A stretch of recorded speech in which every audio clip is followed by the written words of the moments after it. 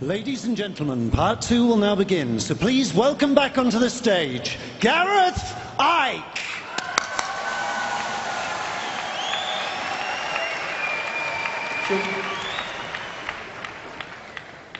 We got beat up, beat up, beat up, beat up and beat up. I will clean up, clean up, clean up, clean up and clean up. Yeah, we stand up, stand up, stand up, stand up, be counter. Rise up, rise up, rise up, rise up and glow.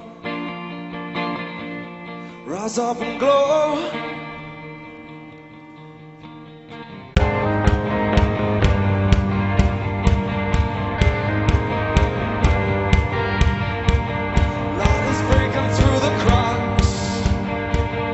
Darkness wants to drag you back. Your dictates all the stakes. So while there's that trick down through paper rolls, but I can't hold it down. Stomach knots, it tears down the lungs. We can beat up, beat up, beat up, beat up, beat up. Oh, we clean up, clean up, clean up, clean up, clean up. Yeah, we stand up, stand up, stand up, stand up. Rise up, rise up, rise up, rise up and go. Rise up and go.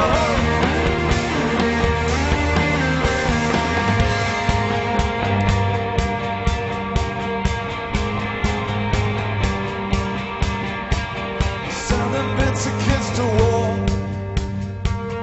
Don't know what they're fighting for.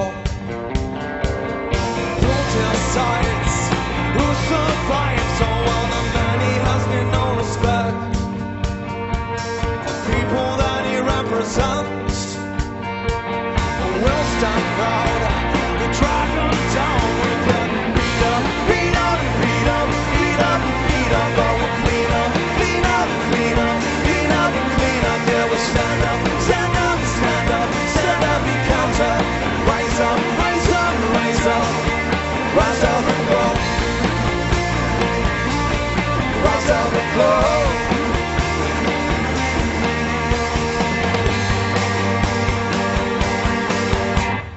Beating hearts, oh, our hearts. Beating hearts, oh, our hearts.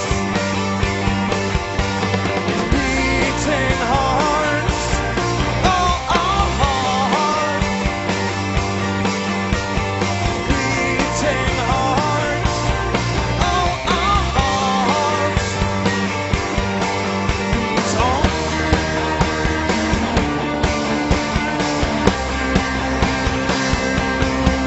We can't beat up, beat up, beat up, beat up, beat up. Yeah, we clean up, clean up, clean up, clean up, clean up. Yeah, we stand up, stand up, stand up, stand up, be counter.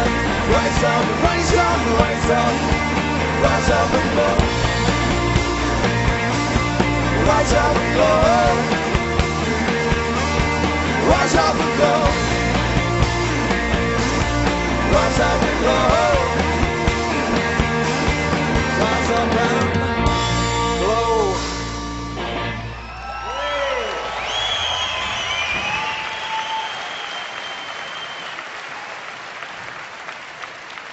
How about the thingies?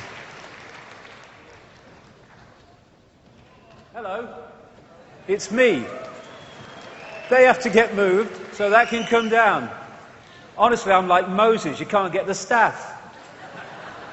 That's Gareth Icke, by the way. He's the living proof that being able to sing is not a genetic inheritance. I could clear this bloody room in 5 minutes. Another thing, oh hello, I'm me. I don't have a go at the person because they're just doing what they're told. But we just had a visit from the Independent newspaper. You know, I was talking about the thing. After the 2.5 hours for which everything that follows from now on has to be heard to put it into context, they turn up and they're going to leave for a deadline for tomorrow's paper, and they're going to do a report on this event. I mean, bloody hell. No wonder people are turning to alternative news outlets. Okay, let's go. And to be fair to the person involved, who's just doing her job, what chance has she got, even if she wanted to, of putting this event in context, having missed the first 3.5 hours and missing probably most of what's to come after this section? Anyway, let's have a recap. This is who we are. We are infinite awareness having an experience. The idea of the conspiracy is to make us identify with the experience. Boom! Little me, I have no power. I am all limited. I am just someone who has to follow others. And to manipulate the way we decode reality to fit the ability of the few to control the many by keeping the many in a fraction of who they really are, by identifying with name, with job, with family and income bracket instead of the true nature of infinite self, and to hijack the way we decode reality through the five senses to impose a very different one, to give us the idea that we must follow, we have no power. Someone else must tell us what to think, what to do. And it's control of perception. Like I said earlier, if you control someone's perception, you control their actions, which come from perceptions. And that's the idea. And all these things, interestingly, all those news organizations, what are they doing? They're telling people what to think. And the other thing is that when you, especially as we go through the section after this one, all the different expressions of this conspiracy, everything from banking scams to vaccines to fake human-caused global warming, stuff in additives in food, fake terrorist attacks so that you can change society by justifying change. The idea that all this is being orchestrated by men and women in dark suits or whatever, sitting around a table, it takes on the bounds of ludicrousness. Do these exist? Of course they do. But they are the outer rim of the rabbit hole. And when you go beyond them, deeper into the manipulation, you go through them into the advisors. The people that we think are in power, that's only for public consumption. They're here today, gone tomorrow people in all the areas of institutions and politics, and another bunch will come along tomorrow, but the same force will be controlling them as well. That's the common theme, that's the cement. And you hit the advisors one step back. You go deeper in the rabbit hole, and you go into these really exclusive secret societies, which are way back out of the public domain, and yet they are fundamentally influencing and impacting on what happens in the public domain. So when you've got someone like Obama, he is announcing legislation, he's signing executive orders and death lists for bloody drone missiles in Pakistan, etc.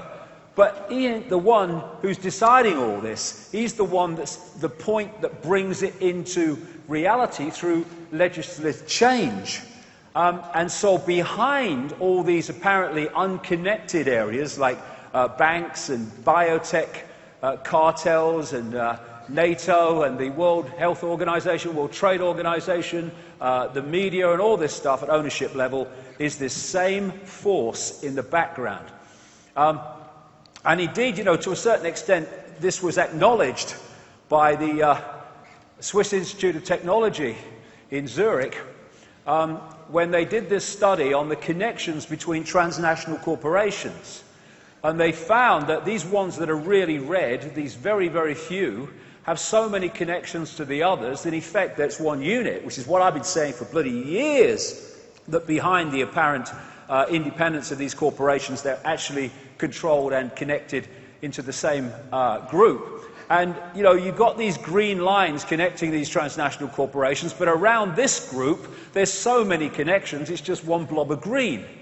And when you take the next step and you realize that the same network of families are actually controlling all these apparently unconnected transnational corporations, suddenly you can see that it's possible to push the world through all these different aspects of society in a common direction. So we have this thing, we call it globalization. What is globalization? It is the centralization of power in every area of our lives. When there's a few and you want to control the many, you have to centralize decision-making. The more diversity of decision-making there is, the more power obviously is diverted away from the center. The more you centralize, the fewer have control of more and more and more. So this is why we've seen this process of so-called globalization, which is what? It is centralizing power into fewer and fewer hands, so fewer and fewer people are having a bigger say and impact on more and more people. This is the idea. It's the only way you can do it. And like I think I said earlier, the more you centralize power, the more power you have at the center to centralize even quicker. That's why this process of centralization has got faster and faster. And as you can see, as we saw in the Olympics, the power of the corporations. The British public put in like 9 billion into the Olympics, and the corporations together put in about 1 billion, and yet they got everything. So much so that little people in their businesses or homes were being threatened with with the law if they just put some of the major symbols of the Olympics or words, in a display. I was on the Isle of Wight. I just went out of interest, took a few pictures when the flame came through. I want to see what happened. This little town on the Isle of Wight, East Cowes, you would never know the Olympic flame was coming through. There was nothing. Why? Because they were all terrified of being sued by the corporations and those in government representing the corporations that had hijacked the Olympics.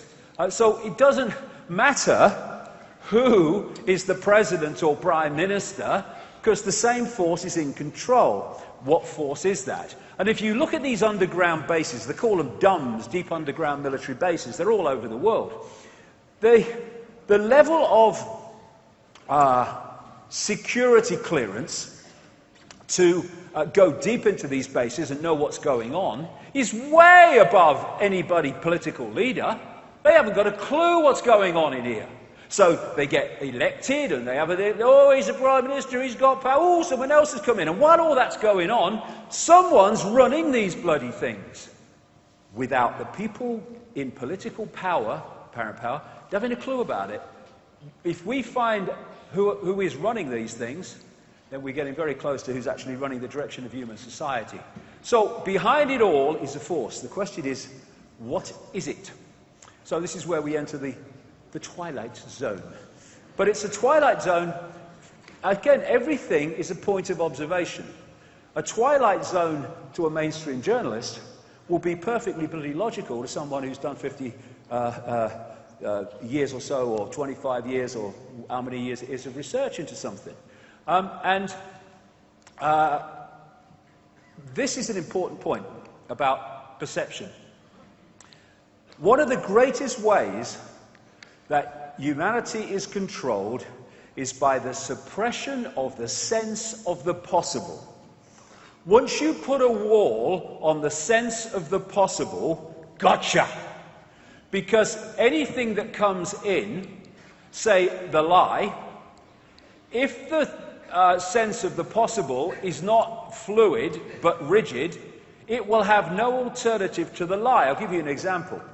If the mind is so rigid about possibility that it cannot perceive the fact that you can mind manipulate someone to either go shooting people in a crazed shooting, or be in the wrong place at the wrong time to be blamed for it when someone else has actually done it, then when the government comes out, whatever it is, and gives you the version of Dunblane, or gives you a version of the Colorado shooting in the theater and the shooting in the Sikh temple in Wisconsin, then you have no alternative to the lie, because you can't perceive the possibility of anything else.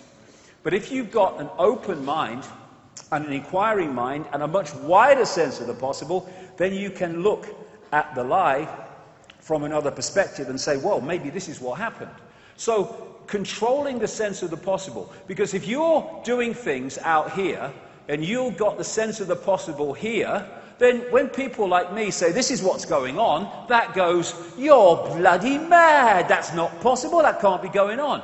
And the biggest problem is that, and it's not every one of them, by the way. I was talking to one the other day who was very kind of intelligent, involved in all this. But this, in general, is my experience after 25 years of the perception of the possible of a mainstream bloody journalist. And that's why people who speak the greater truth, and have done throughout the period of the media, have invariably been ridiculed and dismissed, because that cannot perceive that the possibility that it can be true. And control of history is also a massive part of this. George Orwell talked in 1984 about basically who controls the past controls the future, who controls the present controls the past, in the sense of, if you can give a fake version of how we got here, you are going to give people a big distorted fix on where they are. So history is a real target to distort, to give a distorted version of what's happening now. So let's go through history, and let's go in the twilight zone, but from my perspective, perfectly logical from my research. Some time ago, probably a very long time ago, this reality, the part that we're experiencing, what we call the world, the Earth, was hijacked. And it was hijacked through entities that operate outside of human sight. Now, as we talked in the first 2.5 hours, visible light, which is the only frequency range that humans can perceive in the conscious mind, is tiny. Anything that operates outside of that we can't see. But it can, if it's close enough in frequency terms, interact with this reality. And the world that is described in ancient accounts all over the world, it's a real common theme, that preceded this hijack, was in many ways similar to that portrayed in the Avatar movie. It was a world where human consciousness was much more expanded. It understood the connections between everything. It understood that at the energetic, electromagnetic level, that you could communicate with plants, you could communicate with animals, you could communicate with apparently inanimate objects, which are only inanimate on the holographic level to our perception. And there was this sense of oneness, this sense of connectiveness, this sense of understanding that we are just a point of attention within a greater whole. And it was a heart society, going on from what I said earlier. They rather interacted with reality from the heart center rather than the gut, which is where most people in our society today do.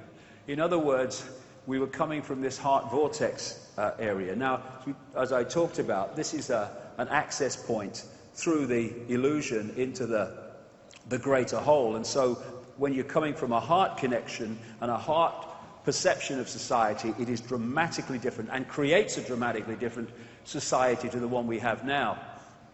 But then came what I call the schism, a massive distortion in the information waveform construct of this reality. And as this distortion happened, there was a distortion in, as I talked about earlier again, the electromagnetic forces that hold the planets and planetary bodies in some kind of stable orbit, and a lot of these planets went walkabout. The solar system we see today is not how it was in the relatively recent past. This is a book called The Saturn Myth by a researcher called David Icke. It's probably the best book on ancient symbolism that I've ever come across. It's absolutely first-class research. Came out some years ago now. And from his massive, detailed research over many, many years of ancient accounts and descriptions and symbols, he found all these common themes relating to the fact that what we today call Saturn was not where it is now and was not what it is now in terms of the rings and what have you, but was much, much closer to the Earth, to the point that it was in terms of, because it's not a planet, Saturn, it's a dwarf star, so is Jupiter. And it was the prime source of light as the solar system was before this great distortion, this great cataclysm. And looking from the Earth, you saw Venus, and in the middle of that you saw Mars. And here's another, mock-up of the view of this from the Earth. Therefore, Saturn, as it would, became absolutely the center of focus of Earth's society before all this happened. Now, people like Immanuel Velikovsky in the 50s and 60s, he was massively ridiculed for coming out with a series of books pointing out that, in his view and his research, there was massive cataclysmic events in the solar system, and the planets and planetary bodies aren't now where they once were not that long ago. Of course he was ridiculed, of course he was dismissed, but he was a fantastic pioneer for not detailed truth in everything that he said. How can you do that when you're trying to uncover something that doesn't want to be uncovered? But it was a fantastic trailblazing theme that he had, which has been taken up by people like David Talbot and Wallace Thornhill. Wallace Thornhill is involved very, very strongly with the electric universe research that I talked about earlier, and he adds his physics and electronics background to David Talbot's ancient symbolism and accounts background. Saturn, which I say didn't look like that in those days, and Jupiter was certainly involved in these cataclysms. And the effect on the Earth is one of the great universal themes in every ancient culture. Of course, we have the classic coming through the Bible of the great flood and Noah and what have you, but that is just a rewrite of more ancient texts in Mesopotamia, and it's the same theme all over the world, a fantastic geological and cataclysmic events that basically brought the society that was there then to an end. That's Avatar society that I was talking about. And when you look at it, you look at some of the great earth upheavals that we've had. Things like the tsunami in Japan and great earthquakes. Now, they're devastating. I mean, the tsunami was unbelievable in Japan, and also the one earlier that was massively destructive. But at least there was the ability of people unaffected to come and help. When you have a global cataclysm like the one all these ancient accounts describe, then there ain't no one coming, because everyone's in the same situation. And if that happened today, very soon, first of all, what we call civilization will be over. Electricity, gone. Everything to do with electricity, gone. Oil, anything to do with it, gone. It would immediately become a primitive society from the perspective of today. And soon, the knowledge of the more advanced society that was destroyed would be lost, and it would only be passed over in myths and stuff like that. And of course, it has been. Endless stories about great continents, which people call Atlantis and Mu or Lemuria, in the Pacific and the Atlantic, crashing under the waves in this great cataclysm. And under the sea around the world are certainly some extraordinary buildings and cities that were once above the surface of the water. Now, as I mentioned in the first half, the base construct of this universe is waveform information. So any distortion at that level, and this is where the whole thing was created from, this massive cataclysmic event, will play through to the holographic as great distortions that we will see as great geological and weather events. And it was at this point that the solar system became eventually what it is now. And a lot of researchers into this area of the cataclysm look at the asteroid belt between Mars and Jupiter and say, well, their view, they may well be right, that that's the remnant of some planet or planets that operated in that area before the great cataclysm. So when it happened, the crazies moved in. This force that I'm talking about, that I say, and many, many, many of the ancient texts say, were behind the creation of this cataclysm. Not only that, because the mind also works in this waveform level, any distortion at that level will distort human perception, will distort the human mind. And we went from, when I say we, I mean humanity, went from a connected society, an open, aware, expanded consciousness society, into the one that eventually became the controlled society, and even more controlled society that we see today. And these entities were behind it. And the heart interaction also was a victim of this great cataclysmic happening. Because what happened, not least because of the distortion, but also because of the impact of these entities, we moved from being a heart-centered, heart perception society into the gut. I mean, today, when I say the gut, I mean the emotion. We interact with society today and events today through emotion overwhelmingly.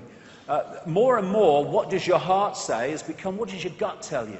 And we're emotionally, we're reacting. We're not thinking, we're not feeling, we're reacting emotionally. And that has massive benefits for the manipulating forces I'll come to.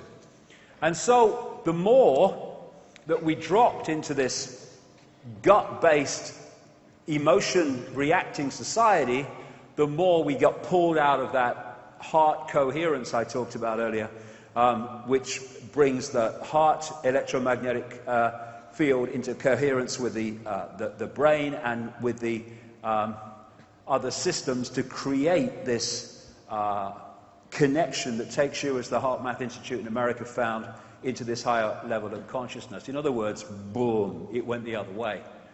And like I say, the Institute of Heart Math talks about when you go from the heart vortex, the heart electromagnetic field, you go out of the bounds of time and space, the illusion, into the greater understanding of self.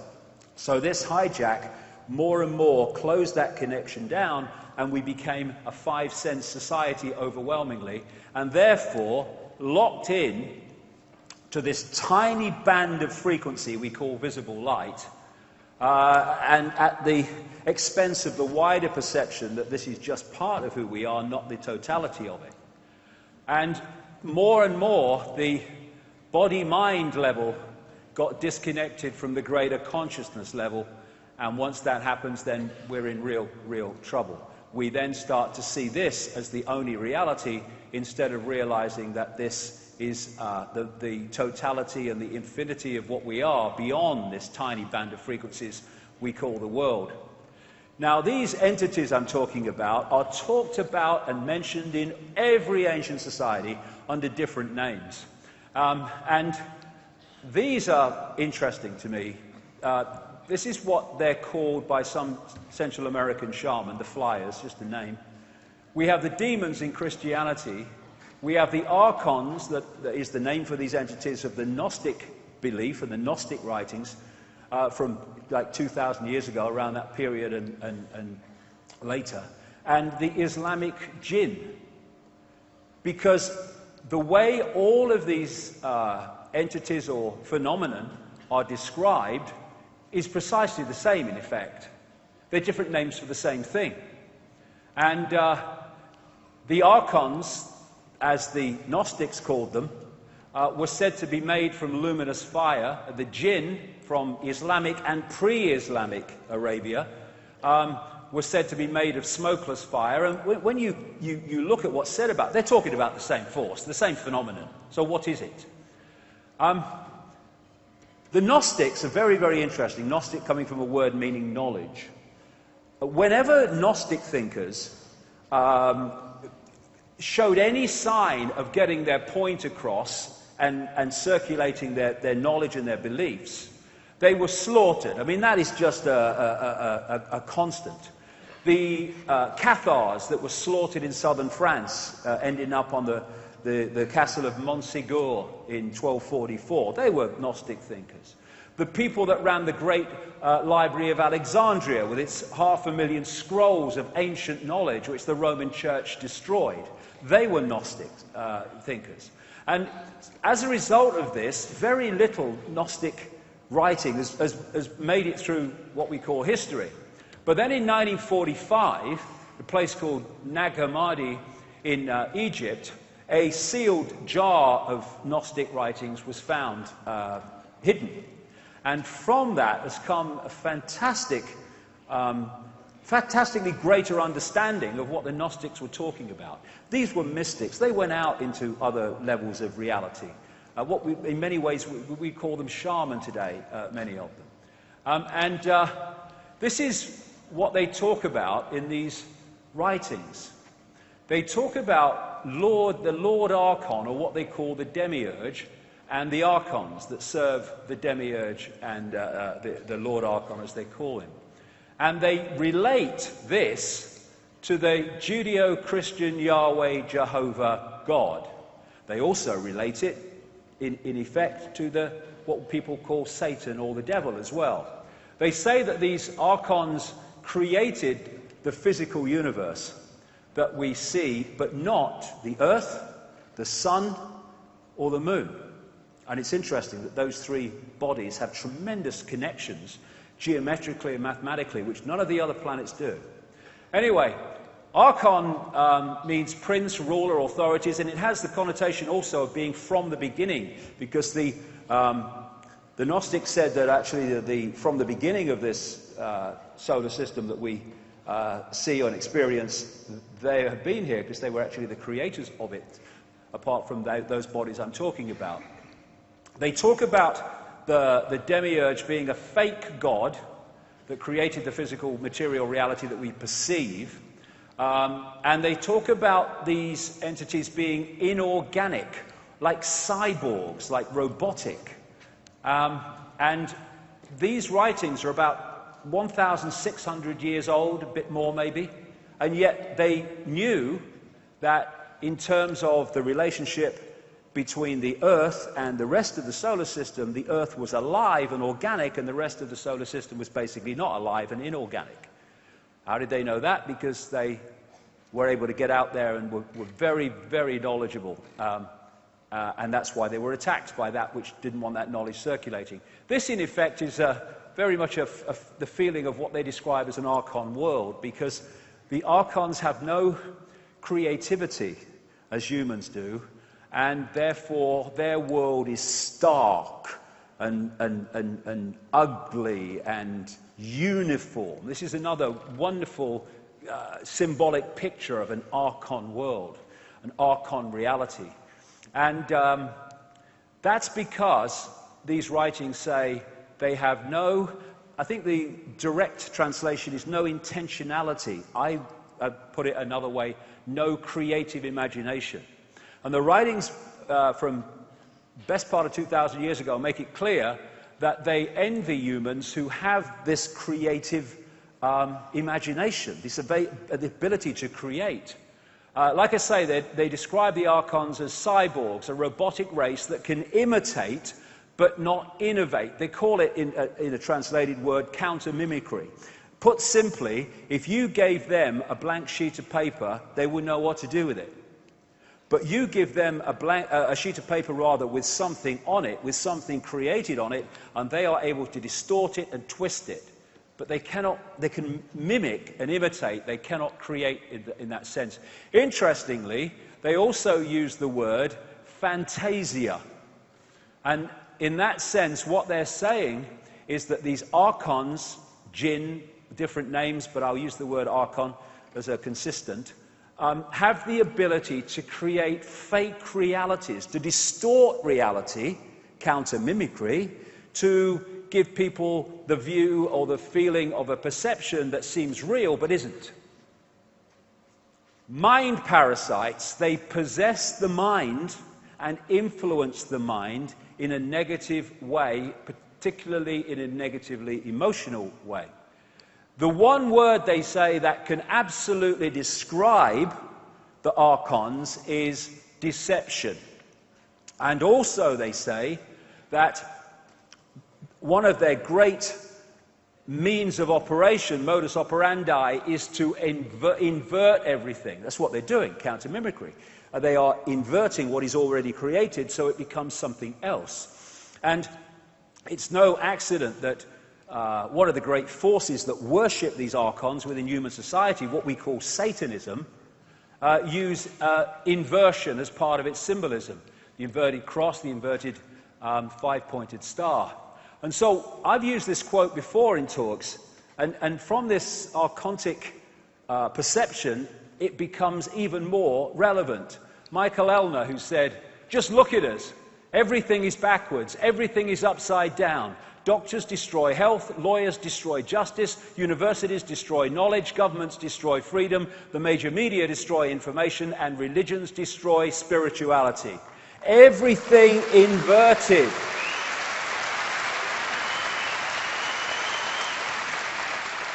This is classic. Politicians, knowingly, some of them, most of them unknowingly, that are promoters and pushers of the archontic agenda, they are famous for bloody lying, inversion of truth. This is a quote from the English writer Noel Coward, who said, quite rightly, it is discouraging to think how many people are shocked by honesty and how few by deceit. Such is the level of deceit in our society. One word to describe the archontic influence: deception. So this force I talked about earlier that operates behind the crazes in politics and banking and business and media ownership and all the other stuff is this archontic force, which takes many expressions, as I'll come to. And this is absolutely, massively significant. The Gnostics talk about something called hell in relation to these archontic manipulators, and hell means, in our translation, simulation of a virtual reality. A reality that appears real to the decoder, but is not actually real. It's a fake reality. And given what I've been talking about for a few years now, the Gnostic texts describe reptilian entities in relation to being an expression of this archontic force, and 1,600 bloody years ago, they described grey entities, and they describe them as being expressions of the archons, and they say these grey entities are like an unformed baby or a fetus with grey skin and dark, unmoving eyes. They were around thousands of years ago. We think they're a modern phenomenon. No, this manipulation has been going on for a fantastic amount of what we call time. So, what can we ridicule? What's the latest thing to ridicule Icke for? Well, right, let's get a list. They must be adding to it by now. He's been talking for a while at that Wembley place. But one of the things they ridicule me for is the idea that reptilian entities are behind this manipulation of human society. And people can deny their existence if they like. I do not give a shit. They exist. This is a Spanish artist called Robert Ilimos. I spoke in Barcelona, was it 2011, something like that? And he was introduced to me because he'd had an experience which he, thought I might be able to explain. He was into none of this stuff, never heard of me, never heard of the reptilians or anything. But he had a partner who was Brazilian. So he was in Brazil in 2009, I think it was. Yes, 2009. And he's out on his own, painting the landscape in his own unique kind of way. He's got his easel and stuff, and he's on his own, and he's painting away in this landscape. And he said, then this came down in front of him. Bit of a surprise, I suppose. And he said it was completely closed up apart from this window, and there were two entities in the window. And he said this thing came down and just stayed there for ages. He said, I don't know if I was taken aboard. He said, I have no recollection of it. And of course he's got his bloody easel in front of him. He starts painting it, this chap. And what he saw at the window were these reptilian-type entities just staring at him, looking at him. And these entities exist. I mean, what he has painted is also described, and indeed painted, by other people all over the world who've had the same basic experience of these entities. And I had to bloody smile that this year, the Daily Mail has been taking the piss out of me over this for ages, like all the other buggers. And they run a perfectly straight story, headlined, "Welcome to our new lizard overlord. Studies suggest alien worlds could be full of superintelligent dinosaurs." But because it's a scientist saying it, it must be bloody true. But Icke, he left school at 15, he can't be right. Oh, bloody hell. Now, what is also interesting about these Gnostic writings is that they clearly were, in many ways, a blueprint for what became a lot of the biblical writings, but they were distorted. A lot of things were removed that were in the Gnostic writings. And one of the things in these texts says, the Lord Archon, demiurge as they call it, come, let us create a man according to our image of God and according to our likeness, that his image may become a light for us. And of course that became a similarly biblical story, but distorted. Even the History Channel has had a series, Ancient Aliens, the series, and one of those programs in that series was about all the ancient descriptions of interbreeding between humans and non-humans to create hybrid bloodlines. And when we talk about interbreeding, because of what we talked about earlier, the nature of reality, it doesn't mean some entity has to have sex with some human, nor does it even mean, it may do, but it doesn't even mean that there has to be some kind of genetic manipulation. There probably was, but it doesn't have to be, because if you can change the information blueprint at this level, then it comes through to the holographic level as a completely genetically different entity. It's just an information change. So all these things are possible. But certainly they all over the ancient world, this is the most famous one, but all over the ancient world, there are descriptions of interbreeding between non-human entities and humans, creating hybrid bloodlines. This is Genesis. There were giants in the earth in those days, and also after that, when the sons of God came in unto the daughters of men, and they bare children to them. The same became mighty men which were of old, men of renown. And this is called the genetic disk. It was found in Colombia, which is estimated to be at least 6,000 years old, and on it are depicted human sperm, human female eggs, the birth process, the whole shebang. Fetuses, they knew that far back about all this stuff, because in ancient society there were high levels of awareness, not least because of these entities, but also in the pre-cataclysmic societies, and that got lost when the cataclysms brought an end to that and people went back to basically a primitive society would actually build up again. And of course, when you talk about the so-called fall of man, it's all connected to this, the fall into a lower state of consciousness, I would suggest, then reptilian snakes seem to be involved in that. And what is also described is the genetic manipulation of the human form. Again, some people have kind of decoded this or expressed this as these entities created humans. Bollocks. No, what they did was change what already existed. It's absolutely in line with what the Gnostics talk about in terms of this archontic force. They changed what already existed, and they manipulated human genetics so we interacted with reality in a completely different way and became much more suppressed in terms of our ability to perceive reality. We no longer were the connected people of before, and we got put in these bubbles of sense of reality, which has held us in servitude ever since.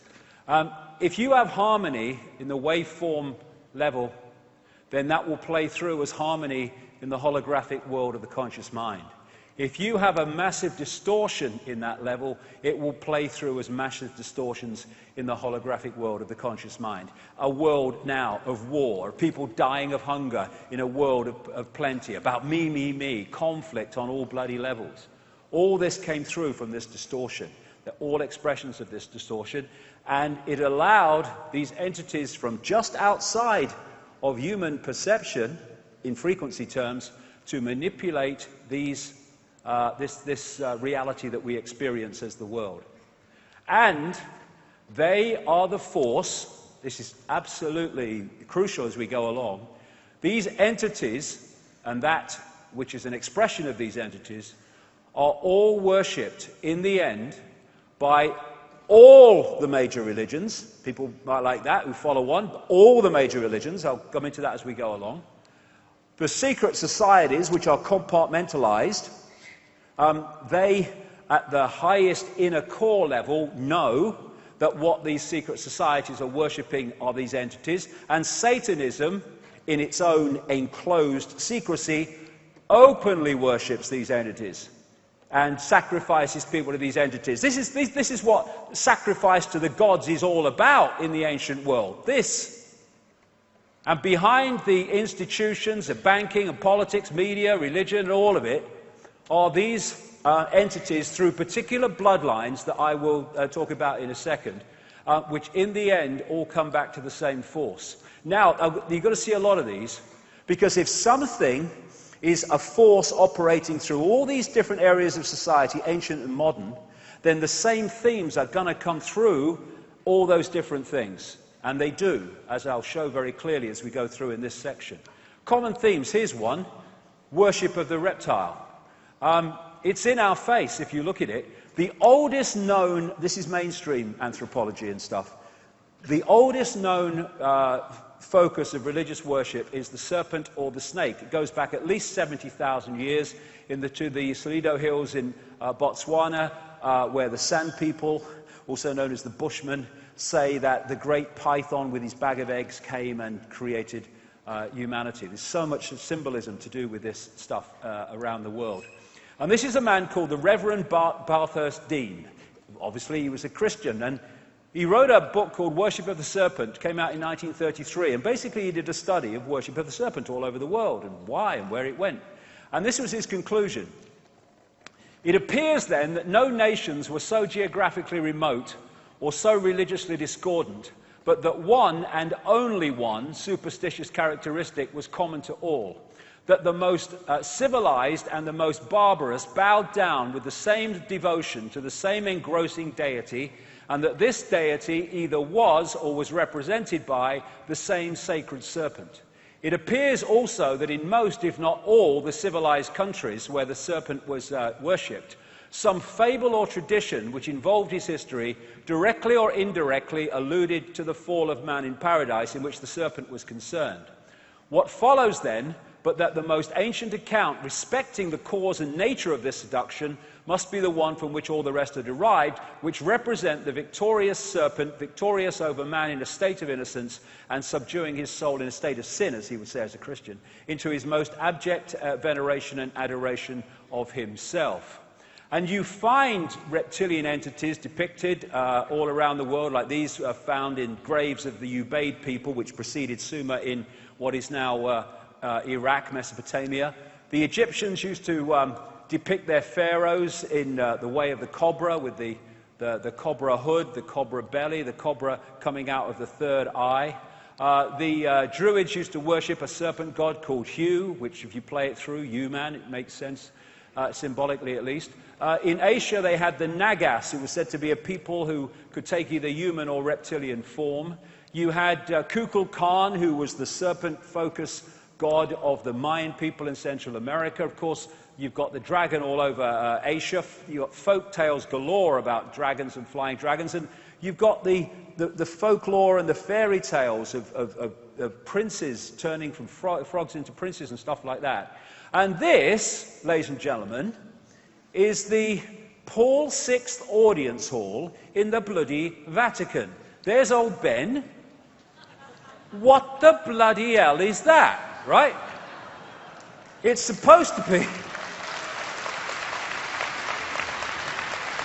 It's called the resurrection. It's supposed to be Jesus being resurrected. Bloody changed since I last saw a picture. Not that they know what he looked like anyway. It didn't exist, but there you go. But so here then you have the way that the ancients in Mesopotamia and Babylon and such like, they represented the serpent, not the fish gods rather, with the scales, fish god worship. And the priests of the fish god cult, like the Dagon fish god, etc., they used to wear hats like this that looked like a fish head.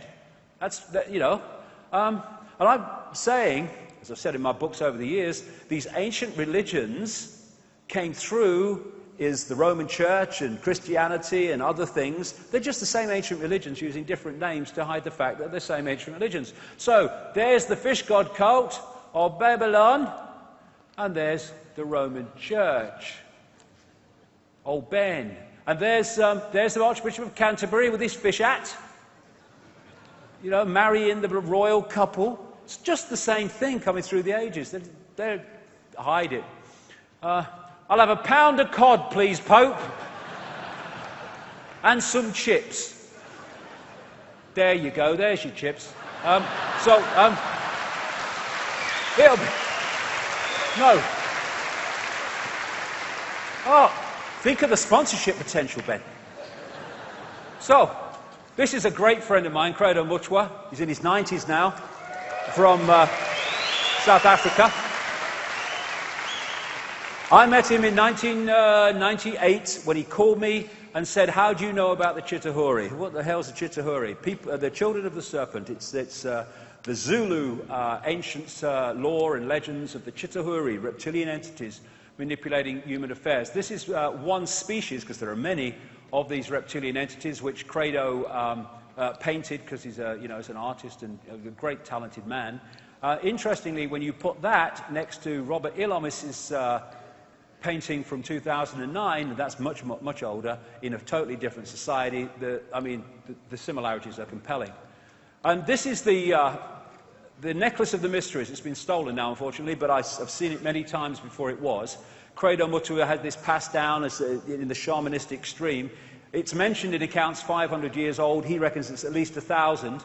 And here you have the symbols hanging from, it's not a necklace really, it goes on the shoulder, it's extremely heavy.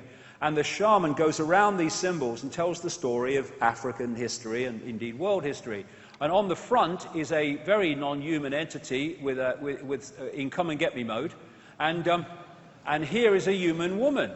And this, hundreds at least years of old artifact, that symbol is about the interbreeding between the non-human race and humans to create this hybrid bloodline. And there's more symbols on there, which I'll come to later. And I asked him, I said, well, it doesn't look very reptilian. And he told a story that I found around the world in different cultures, that this reptilian force, this Chitauri as they call them, said, you never depict us as we really look. So some people did, but many people didn't. They just depicted them as completely unhuman, but not like they really looked. Now, this is a big-time important thing in relation to the world that we live in today and what controls it, who controls it.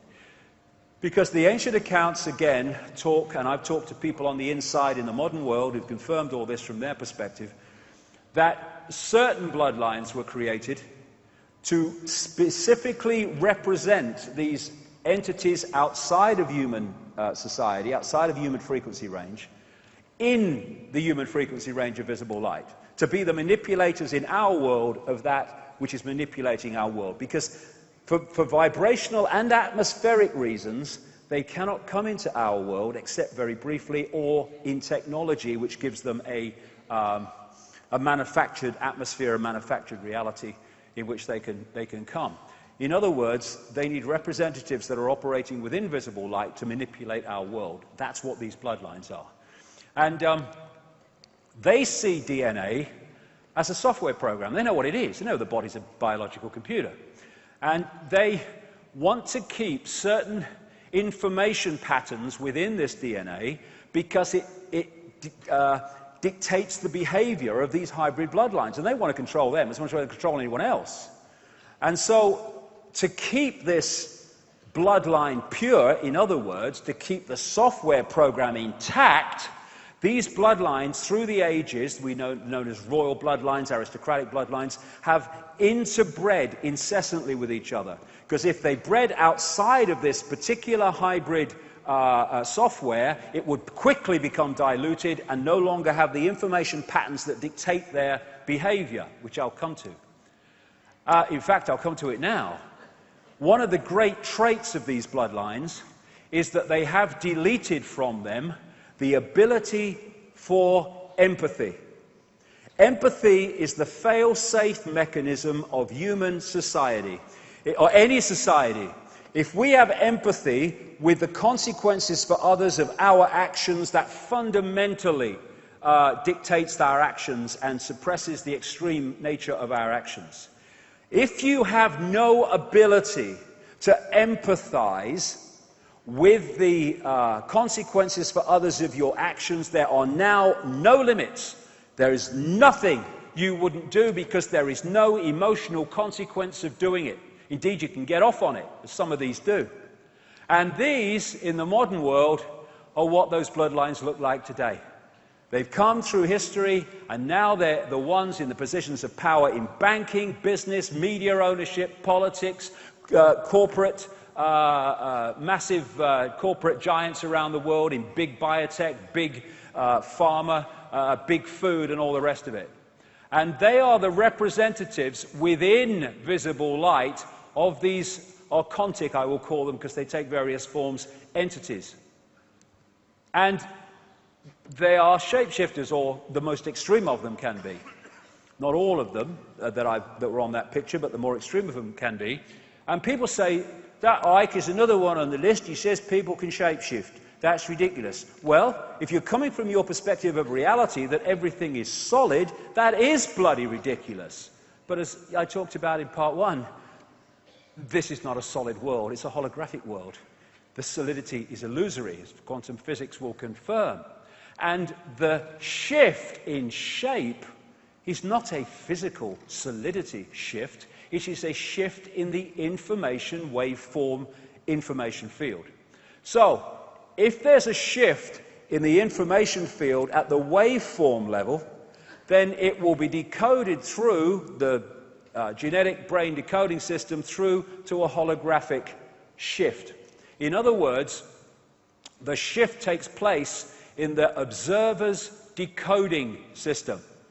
1 minute the person is looking human because that is decoding the human field.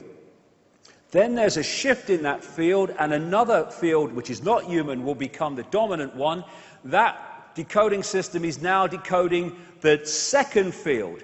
To the observer, there has been a physical shift from human to non-human and back again, but what there's actually been is a shift in the information fields the observer is decoding. And thus, we see people, he's not there by accident either, we see these people here within visible light, and they look human.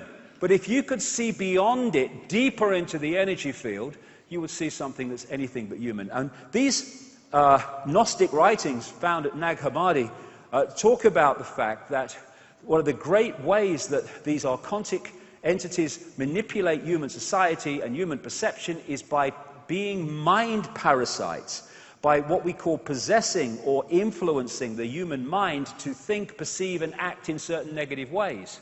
So, one of the key reasons that these particular bloodlines were created was because if you have genetic compatibility here in the holographic realm, then when you go back to the base construct, the vibrational realm, you have vibrational compatibility, or much greater, and therefore the ability to possess that body-mind and influence it and dictate its perceptions and behavior becomes much more powerful than the general run of the human population, which that genetic compatibility is not as close. Of course, possession is an ancient, as long as history, theme, right up to the present day. Now, talk to a lot of visual psychics around the world. I mean, I've been on this road nearly a quarter of a century. I've had a chance to talk to a few. And they often tell me about seeing ethereal-type entities, often reptilian in form, locking into these lower two chakra points and kind of floating around. This is part of the way that they possess. And then I'm reading an article about this visual psychic, Swiss bloke, who seems to be, very renowned at what he does. And he wasn't talking about any of this stuff. He was just talking about his life and what he experienced and things that he's experienced.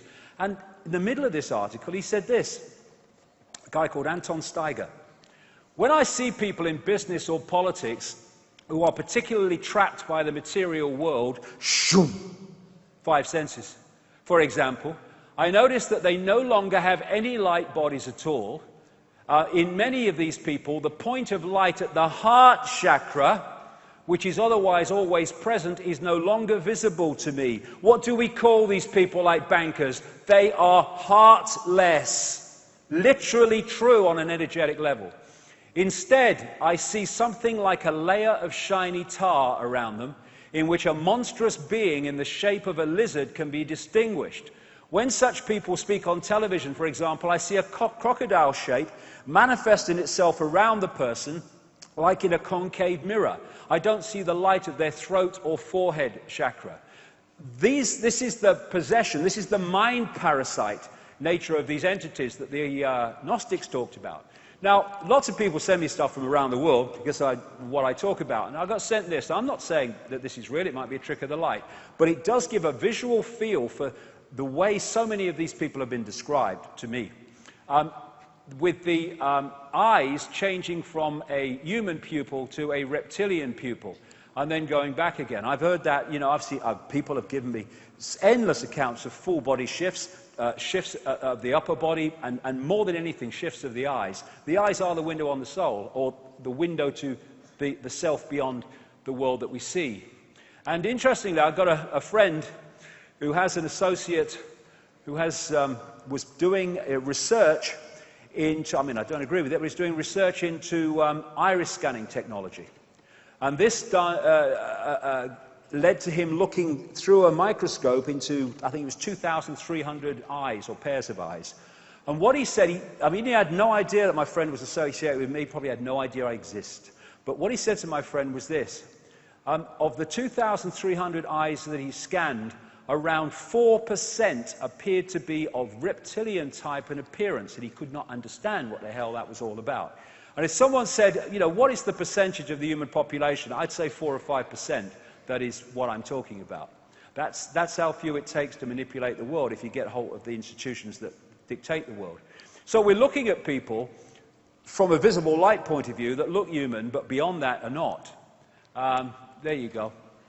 He doesn't have to shapeshift Murdoch, does he? I mean, bloody hell. A bit like Mick Jagger. He don't have to, does he, really? But there you go. There's one of them. He doesn't look, he looks perfectly human. Oh, there we go. There's another one. There you go. There you go. Ooh, there you go. Been to the ritual, Mom? Have you? What's going on? And the other thing is that these bloodlines, they, like I've just said, they stay inside the network. And so that when you follow them back, you tend to come across some interesting people. We've had Prince Charles in the last few months talking about the royal family's ancestral connection to Vlad the Impaler, one of the most infamous blood-drinking, satanic torturers in human history, who was a member, along with the rest of his family, of something in its simple title called the Order of the Dragon, which goes back into the ancient world, which is an order of these bloodlines. He was from Transylvania, and old Charles has got a place there. Mary of Teck, her grandmother, was connected genetically very closely down the line to his sister, and thus brought that bloodline into the royal family. There you go. They're not what we think they are. That's the point. And because we only see the visible light level, it seems fantastic. I think, you know, one of the great, well, no, I'll rephrase that. The only good thing, from my point of view, of the Diamond Jubilee celebrations was when, at the royal concert, Elton John sang Crocodile Rock to the royal family. I thought that was absolutely frickin' brilliant.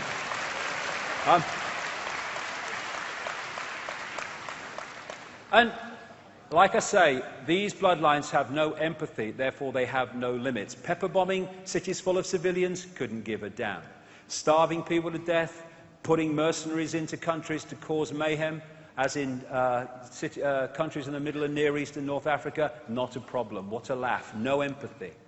Another thing is that a lot of people don't realize that one of the fundamentally important influences of human perception and behavior is called the R complex by scientists, or the reptilian brain. And the reptilian brain, when not balanced by other parts of the brain, gives us cold-blooded behavior and territoriality, a desire to control, an obsession with ritualistic behavior. These are so ritualistic, these bloodlines. Everything is ritual to them. And hierarchical structures of power. Aggression, might is right, winner takes all. I've just described human society as dictated by the crazies. And all this stuff in the royal family, all this royal protocol, all this ritual is all reptilian brain. And if you have a greater infusion of reptilian genetics, you're going to have a greater extreme of reptilian characteristic traits. I mean, did you see that after the royal wedding, when Madam issues another list to update who should bow and curtsy to bloody who? I mean, what a joke. Last I looked, it was the 21st century. Where are we? What's going on? If he falls anymore, he'll fall over. And we call them the British royal family. No, they're not. They're the German, Danish, Greek, Russian, anything else involved royal family. Same with all the others around bloody Europe. Same bloody family. And, oh no, they're only symbolic now and for ceremonial purposes. Bollocks. She talks about my government. Why? Because that is what it is. She talks about my parliament. It's my military, my MI5, my MI6, my courts, my church. All the people in those organisations, including the representatives of the people, have to say a pledge of allegiance, an oath of allegiance to her, not the people. It's a bloody joke. And this idea that it's symbolic, rubbish, rubbish. I mean, when you meet the Prime Minister, whoever it is, are you supposed to bow or curtsy? No, but he is to her. Where's the power here? I mean, what a joke. Look at him. I mean, do you know, I feel sad really, because these people, they go off to wars and, you know, put themselves in bloody danger. I don't agree they should, because they put other people in bloody danger at all, as well, called children and people. But, I mean, what are you... What, oh, my God. Beam me up, Scotty. It's mad down here. Get me out. I've had enough. And then there's this royal bloody household that we're paying for. Did you know that there's a gold stick and a silver stick on the royal household? At least they have metallic value. That's probably a good thing. There's a groom of the stole. There's a field officer in brigade waiting. He's always walking up and down, looking pissed off, looking at his watch. He'd be a lot better using his time keeping an eye on that groom of the stole before he nicks something else, I think. And then they've got a clerk of the closet. And even worse, they've got a deputy clerk of the closet. What do they do? Pull the chain? Is it the royal flush? What are they doing? Hello, mate, what do you do? Oh, I'm a deputy clerk of the closet. No, don't piss about. What do you do? Then there's they used to have a removing wardrobe. At least they got rid of him. Removing wardrobe. What do?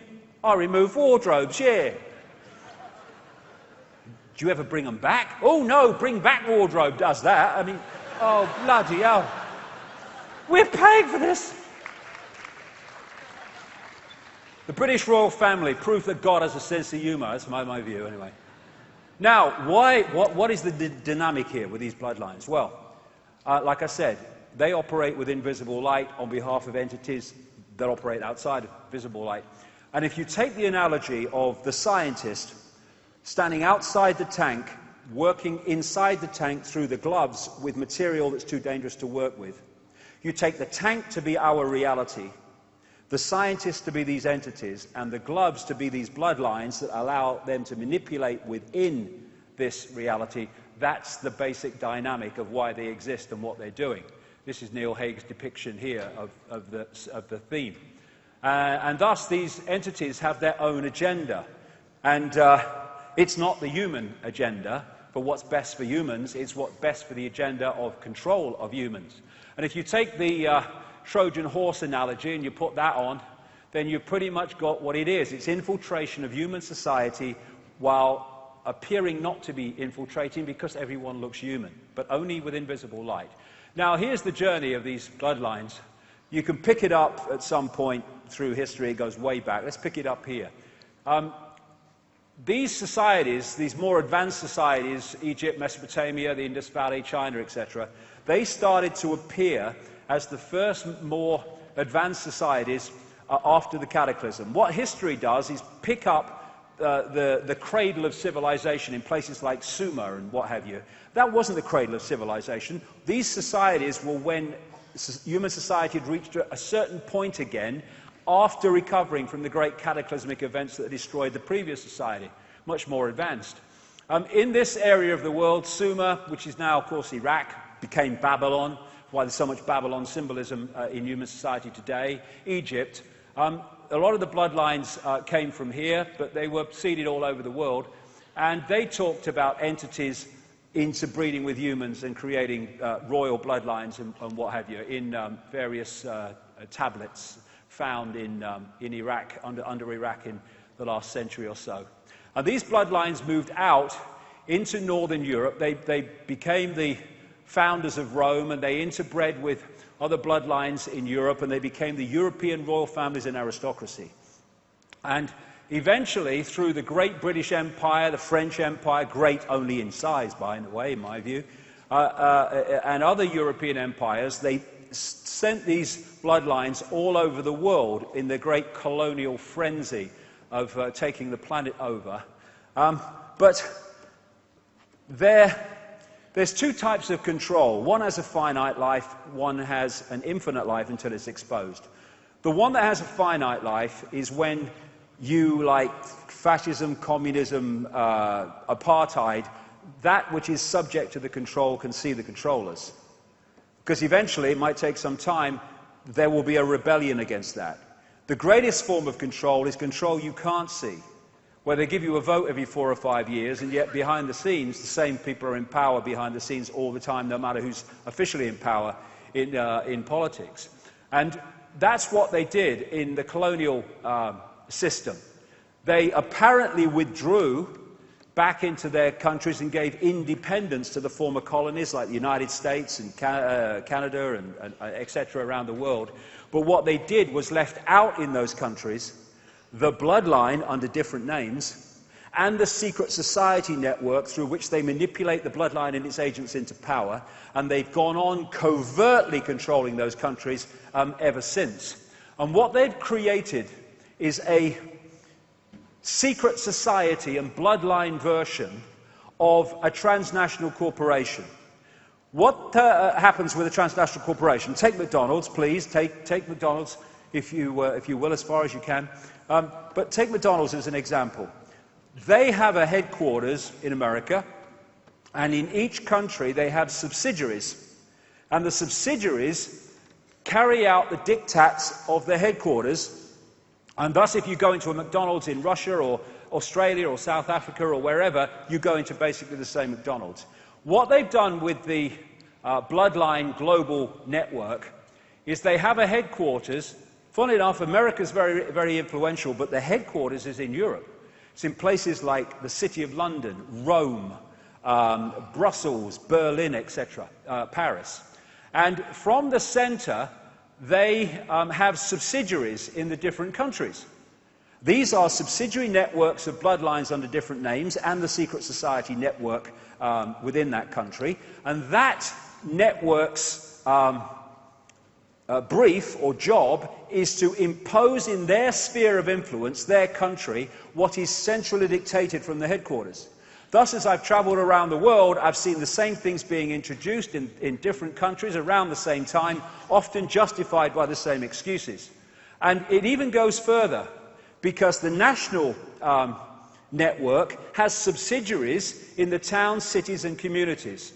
And thus, from the headquarters, they can manipulate down into a local community, if they wish, through this network. And they've created this structure in which they have not just infiltrated, but created the organizations that run and control the direction of the world. I get into some of them. But what the vast, overwhelming majority of researchers into this conspiracy do not see, or do not want to go there, is the fact that there comes a point where this human network goes up into or out into other dimensions of reality, and the dictating force is not human. And common themes. The number of times you see around the world depictions in different societies of half human, half reptile entities. This is obviously in Asia. And the depiction of the interaction between reptilian entities and humans, and part human, part something else. The gargoyles on the churches built by these secret societies, like the Knights Templar, and on the castles and mansions of the elite bloodlines, they are symbolically these entities. So many of the coats of arms of these bloodlines carry reptilian themes.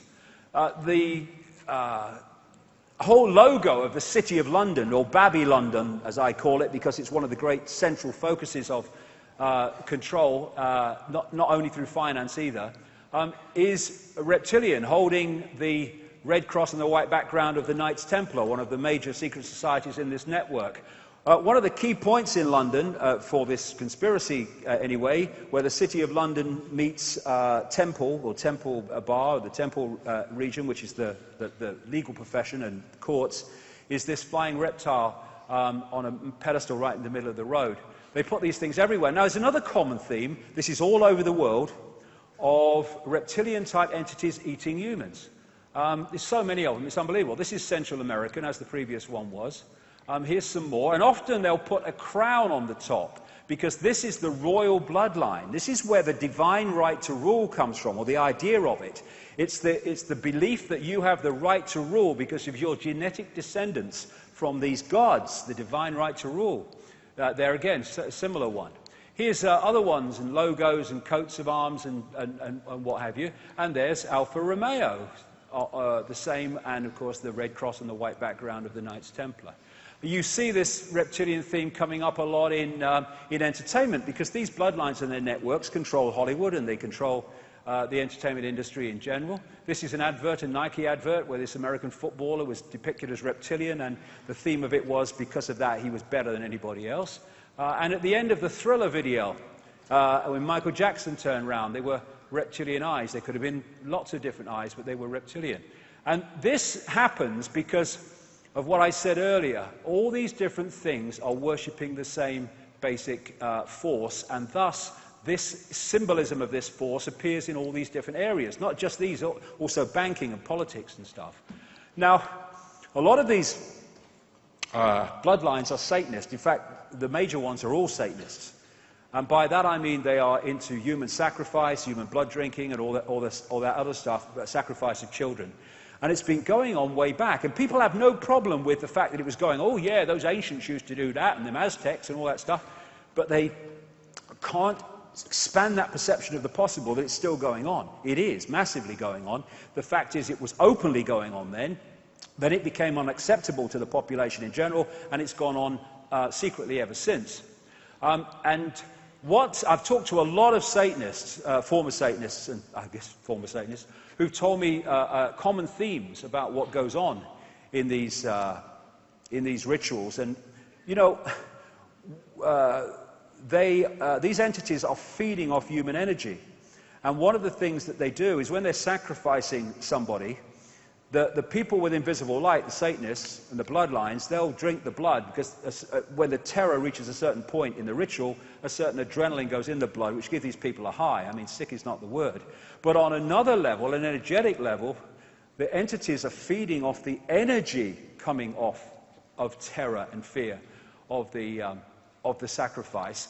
And the other thing that they tell me happens in these rituals is they create an energetic environment, like a stepping stone energy environment, where these entities can come through and manifest, not for long, but for a while. Common themes. Now, this is David Berkowitz. He went to jail for the Son of Sam serial killings in New York. And after he was jailed, he said, he corresponded with a Christian minister, and he said, yeah, I did it, but I did it as part of a satanic coven, a satanic cult that arranged it all for me, and I was just the guy who did it. And he said at one point in his correspondence, Satanists are peculiar people. They aren't ignorant peasants or semi-literate natives. Rather, their ranks are filled with doctors, lawyers, businessmen, and basically highly responsible citizens. They are not a careless group or are apt to make mistakes, but they are secretive and bonded together by a common need and desire to mete out havoc on society. It was Aleister Crowley who said, I want blasphemy, murder, rape, revolution, anything bad. What does that do? It pulls that energy that they feed off, but it also pulls people into low vibrational states of awareness. And the two major colors of Satanism, for frequency reasons, are black. Black is the absence of light and absorbs light in all frequencies, and red, which is the lowest, longest frequency color.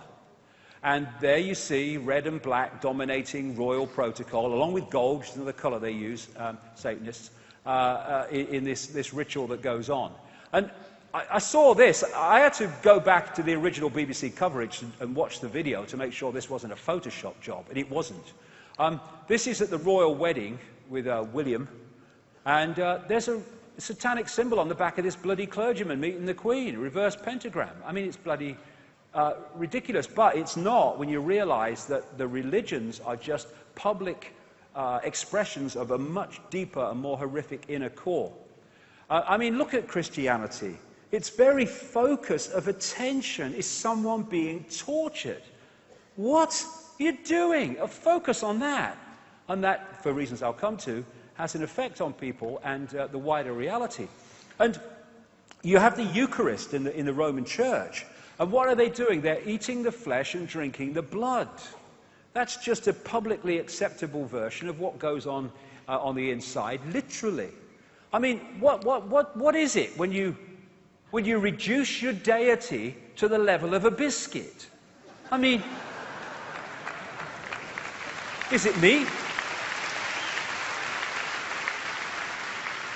I mean, if you're going to do that, I'll at least make it a bloody hobnob. That's what I say.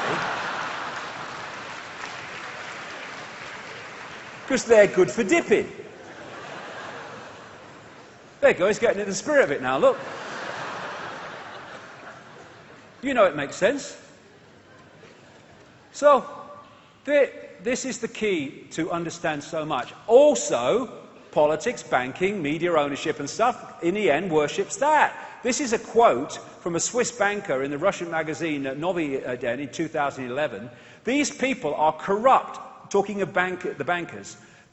Sick in their minds, so sick they're full of vices, and those vices are kept under wraps on their orders. Many are into Satanism. When you go into some banks, you see these Satanistic symbols, like in the Rothschild Bank in Zurich. These people are controlled by blackmail because of the weaknesses they have. They have to follow orders or they will be exposed, they will be destroyed, even killed. This pervades society. What do you see from the banking industry? Total lack of empathy with the victims of their actions. And so, when I've, over the years, investigated and followed through major people involved in pushing the direction of the world, I have found three absolutely repeating themes with them. One, secret societies. Two, Satanism. Three, very topical at the moment, paedophilia. And they connect together in reasons I'll come to. Now, this is Bohemian Grove in Northern California, where the high and mighty elite in politics, banking and business and all the rest of it in America and wider afield go to this summer camp at Bohemian Grove in Northern California, and they worship under a 40-foot stone owl, symbolic of an ancient deity called Moloch, and they do sacrifices and stuff in smaller areas in this great area of Bohemian Grove, 2,700 acres of redwood forest, and all these people like the Bushes and the Clinton and the Rockefellers and all this Kissinger and all these people go along, and people come from abroad as well. And we're seeing Satanism more and more pushed and infiltrated into human society to become more and more acceptable. This Lady Bloody Gaga, crikey, her mother must have been psychic, pushing the old, Satanism, blood stuff. And, I'm not saying, Annie Lennox is into all this stuff, but what I'm saying is that the ceremonies of at the Olympics, the opening and closing ceremonies and stuff, was, if you know what you're looking for, was incredibly satanic in its symbolism, some of which I'll get to. Then you've got this Twilight series. Let's make vampires kind of sexy now. Then you have the Harry Potter thing. I mean, one of the Harry Potter books was called The Half-Blood Prince. Spot on, that's what it's about. And Slytherin House and all this stuff. And all this esoteric occult stuff going into the young mind on a massive level. This is all done on purpose. And what are we coming up to it now? Halloween, when I was a kid, just passed you by. Now it's this great festival where they're bringing kids into it. Oh, it's Halloween, trick and treat, all that stuff. And they're making it a kind of mini bloody Christmas. And it's pulling people in. If people only realised that at this time, particularly, and at Beltane across May the 1st, staggering numbers of children on this planet are being sacrificed by these people and others around the world. That's the real meaning of Halloween and Beltane, not trick or treat.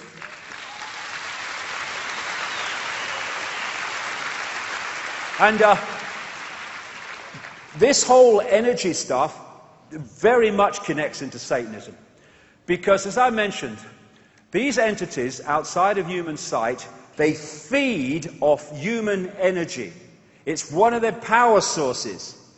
But it's a particular human energy. It's a very simple frequency physics situation. If you are within a certain frequency band yourself, you are only going to absorb energy within that frequency band. Anything outside that frequency band is going to go through you like radio stations go through radio stations. Thus, you need to generate energy within a frequency band that you can absorb. What is the frequency band in human terms of these entities? Low vibrational human emotion around the basic state of fear. And so they're generating human fear, anxiety, frustration, anger, hatred, all of it, because it's generating the energy that they absorb, their life force in so many ways. In the Matrix, they had the machines symbolically feeding off human energy. That's what these entities do. And thus, if you go back to the Dr. Emoto stuff with the crystals in the water, the crystals with words of love written on the side of the water before they were frozen are beautiful, geometrical, beautiful to the eye. That energy is unabsorbable by these entities. It's on a frequency they simply cannot sync with because of their state of being. This is what they want. They want this energy. And thus they have created and structured human society to become a factory, an engine room, a generator of this energy. A war is a banquet to these people because of all the energy that's created by those doing it, those receiving it, and the impacts on lives as a result of it.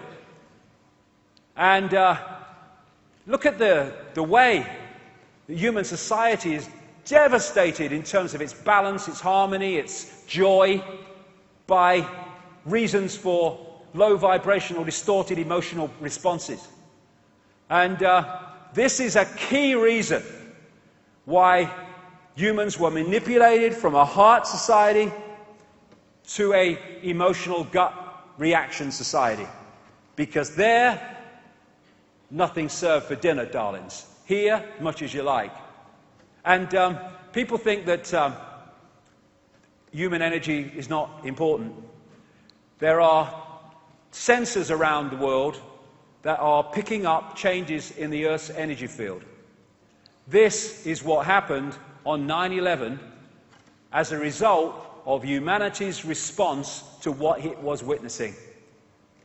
And that is the power that collective humanity has on the human energy field.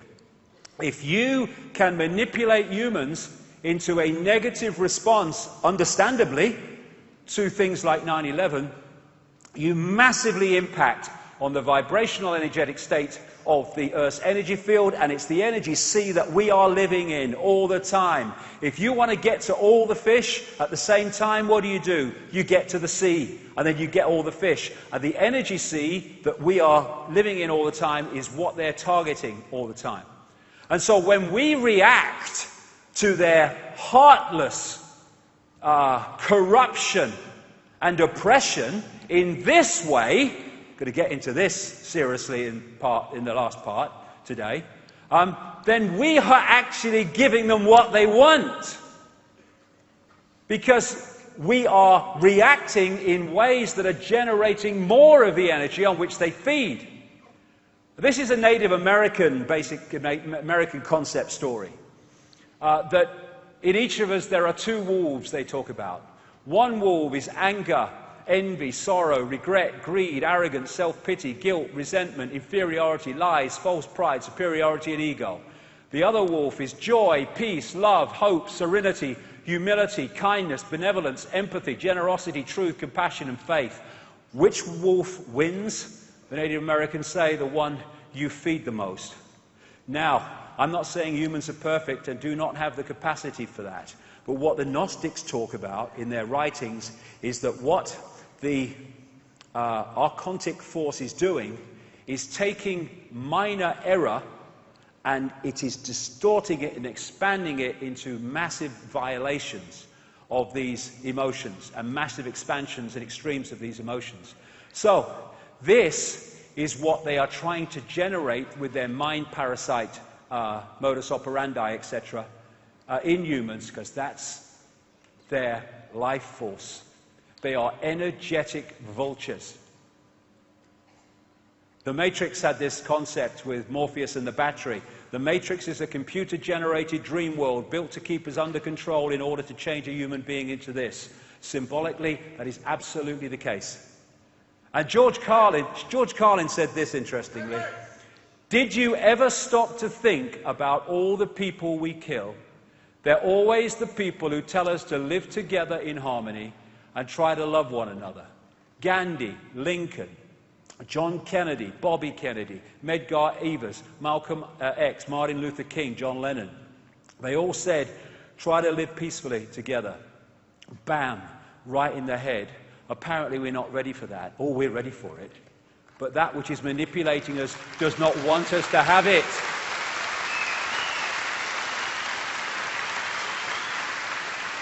There was an Australian document came to light a few years ago. I printed it in full in a book called Human Race, Get Off Your Knees, which appears to come from quite a high-level Australian Satanist who wrote this before he died.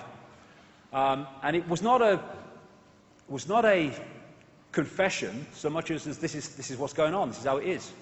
And he talked about many things, but he also talked about the fact that what Satanism does is it constantly targets the Earth's energy field at specific points to repeatedly do rituals there which lower the vibration of the Earth's energy field. Again, the sea that we're interacting with to push us down into the same low vibrational state. This is what he said in the document. Most people do not realize that Satanism is a ritually based practice and that this repetition has, over time, left strong impressions upon the morphic field, the energy field, the sea that I talk about.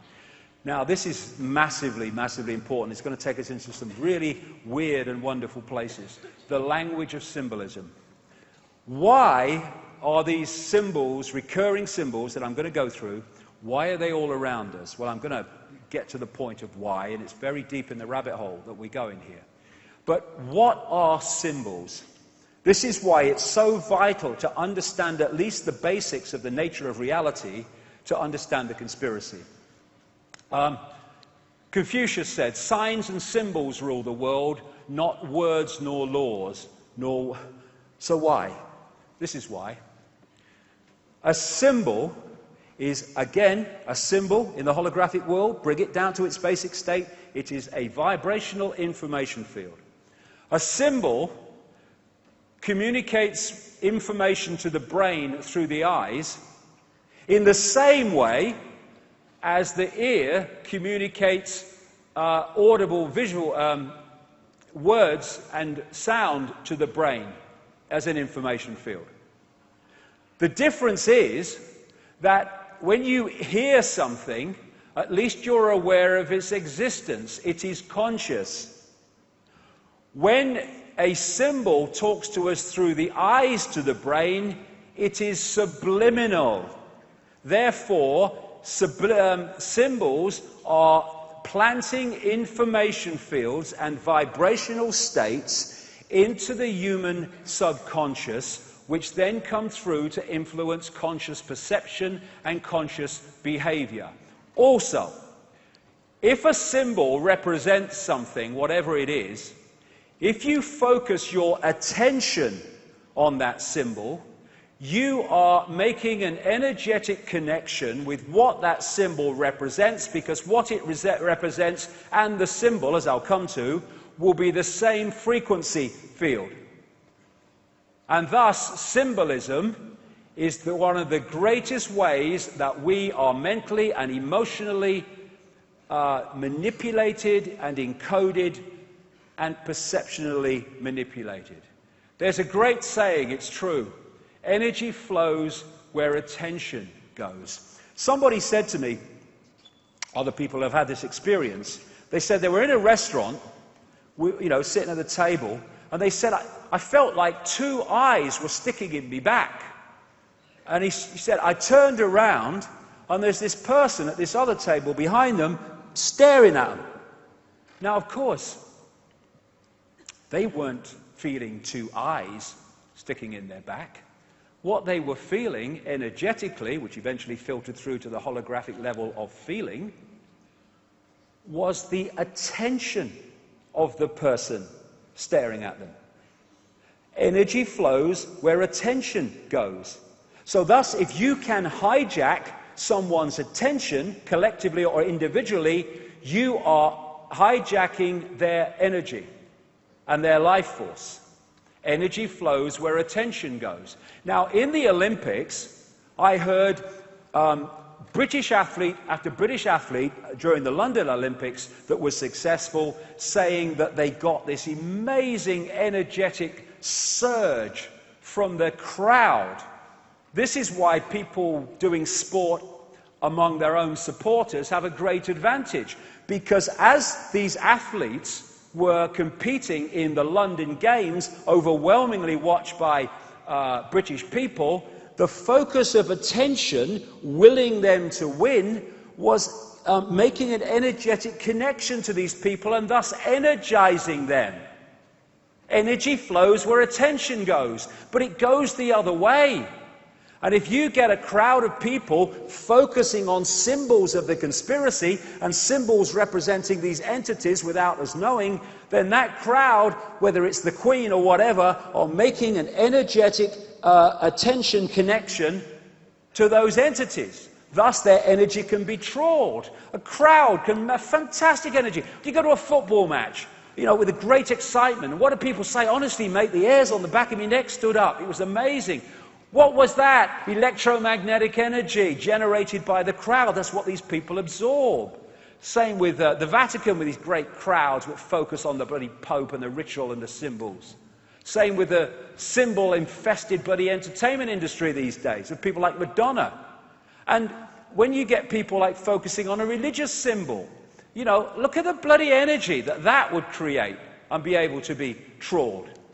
And when you get and focus like 5 days a week, I'm not having to go at one religion. I mean, they're all the same to me, and I respect people's right to believe what they want to believe, but I have my right to believe what I want to believe as well. That's the deal. And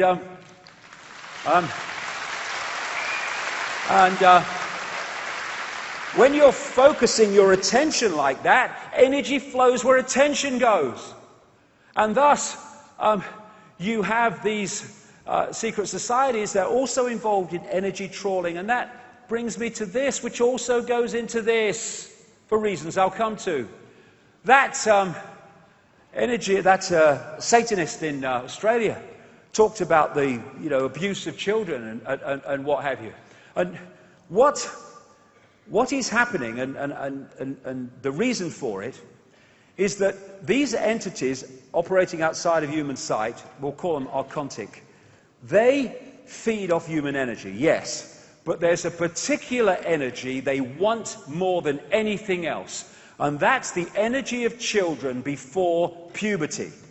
We see puberty here as a hormonal change. You go back to the base construct, and it is a vibrational change which holographically expresses itself as hormonal change. These entities want that energy before the energy change happens. Therefore, they want the energy of pre-pubescent children. And how do they get it? They, through genetic reasons, because there's a lot of genetic paedophilia, but also through energy, what am I saying sorry to you? Well, you exist. You're part of all that exists. Of course I'll say sorry to you. Sorry, mate. You're all right. I'm sure you'll see things from another angle eventually. But anyway, what I was saying, yes, they also energetically stimulate the desire for sex with children. Because what they're doing with the paedophilia is they're using the paedophile as the conduit to draw off the life force of the child. And that's why you find, as my research has shown over the years, a far higher ratio of paedophilia to these so-called elite levels in Satanism than you find in the general population. This is what a Central American shaman called Don Juan Matus said in a book by Carlos Castaneda some years ago. Sorcerers see infant human beings as strange luminous balls of energy, covered from the top to the bottom with a glowing coat, something like a coat of plastic adjusted tightly around a cocoon of energy. The glowing coat of awareness is what the predators consume, and when a human reached adulthood, all that is left in that fringe of awareness is a narrow fringe that goes from the ground to the top of the toes. That fringe permits mankind to keep on living, but only barely. So like I say, they're using the paedophile as the conduit to draw off the child's life force. That's what paedophilia is about, and that's why it's so prevalent, and that's why it's so incredibly prevalent in the institutional bloodline levels of society. And this Australian Satanist said, politicians, massive Satanism in politics around the world, politicians are introduced by a carefully graded set of criteria and situations that enable them to accept that their victims will be our little secret. Young children sexually abused, molested rather, and physically abused by politicians worldwide are quickly used as sacrifices. In Australia, the bodies are hardly ever discovered, for Australia is still a wilderness. In the other parts of the world, they control the crematoria and the great burial grounds around the world as well. And so I was not in the least bit surprised about him, because I was told about him in the late 1990s that he was into massive paedophilia and necrophilia, sex with dead bodies, which has just come out this week through a guy who talked about it on the radio. And the reason that Jimmy Savile, this entertainer who died in 2011, the reason he got away with it was because he was a procurer of children for the rich and famous. And he was very, very close to the British royal family. In fact, in his own words, he was introduced to the royal family by Lord Louis Mountbatten, who some researchers have connected to paedophilia in places like the King Cora Children's Home in Belfast. Edward Heath, the Prime Minister 70-74, who took us into the what is now the European Union, I named him as not just a paedophile, but a Satanist and serial child killer 7 years before he died, and he did nothing about it, because it's true. This guy, Thomas Hamilton, the killer of the children in Dunblane in 1996, he was a procurer of children for the rich and famous. That's why he was protected for so long, and that's why, in the official inquiry into what he did, some of the documents were put under lock and key, never to be seen, it was said, for 100 bloody years. Even a former head of Freemasons in Scotland, Lord Burton, said the Dunblane inquiry was a cover-up, and that he was bullied when he tried to question it. And this very week, 2 days ago, an MP raised in the House of Commons a question about paedophilia rings out of number 10.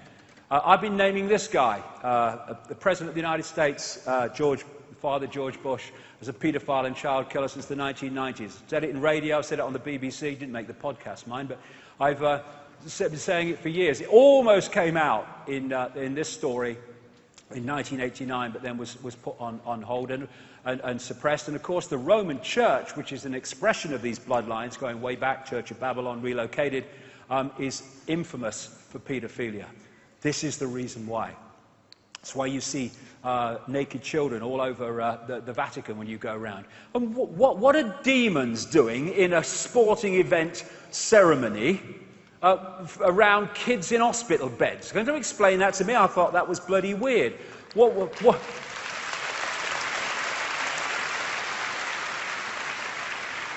What is the child catcher in Chitty Chitty Bang Bang bloody doing in a sporting event opening ceremony? I tell you, it was alive with symbolism, that was. And I've been saying for years that these bloodlines drink the blood of children to rejuvenate themselves, and that's one major reason why they live so long. Queen Mother, 102. Prince Philip, in his 90s. David Rockefeller, 97. Henry Kissinger, almost in his 90s. They live for so long. One reason is they get different treatment to us, but this is another.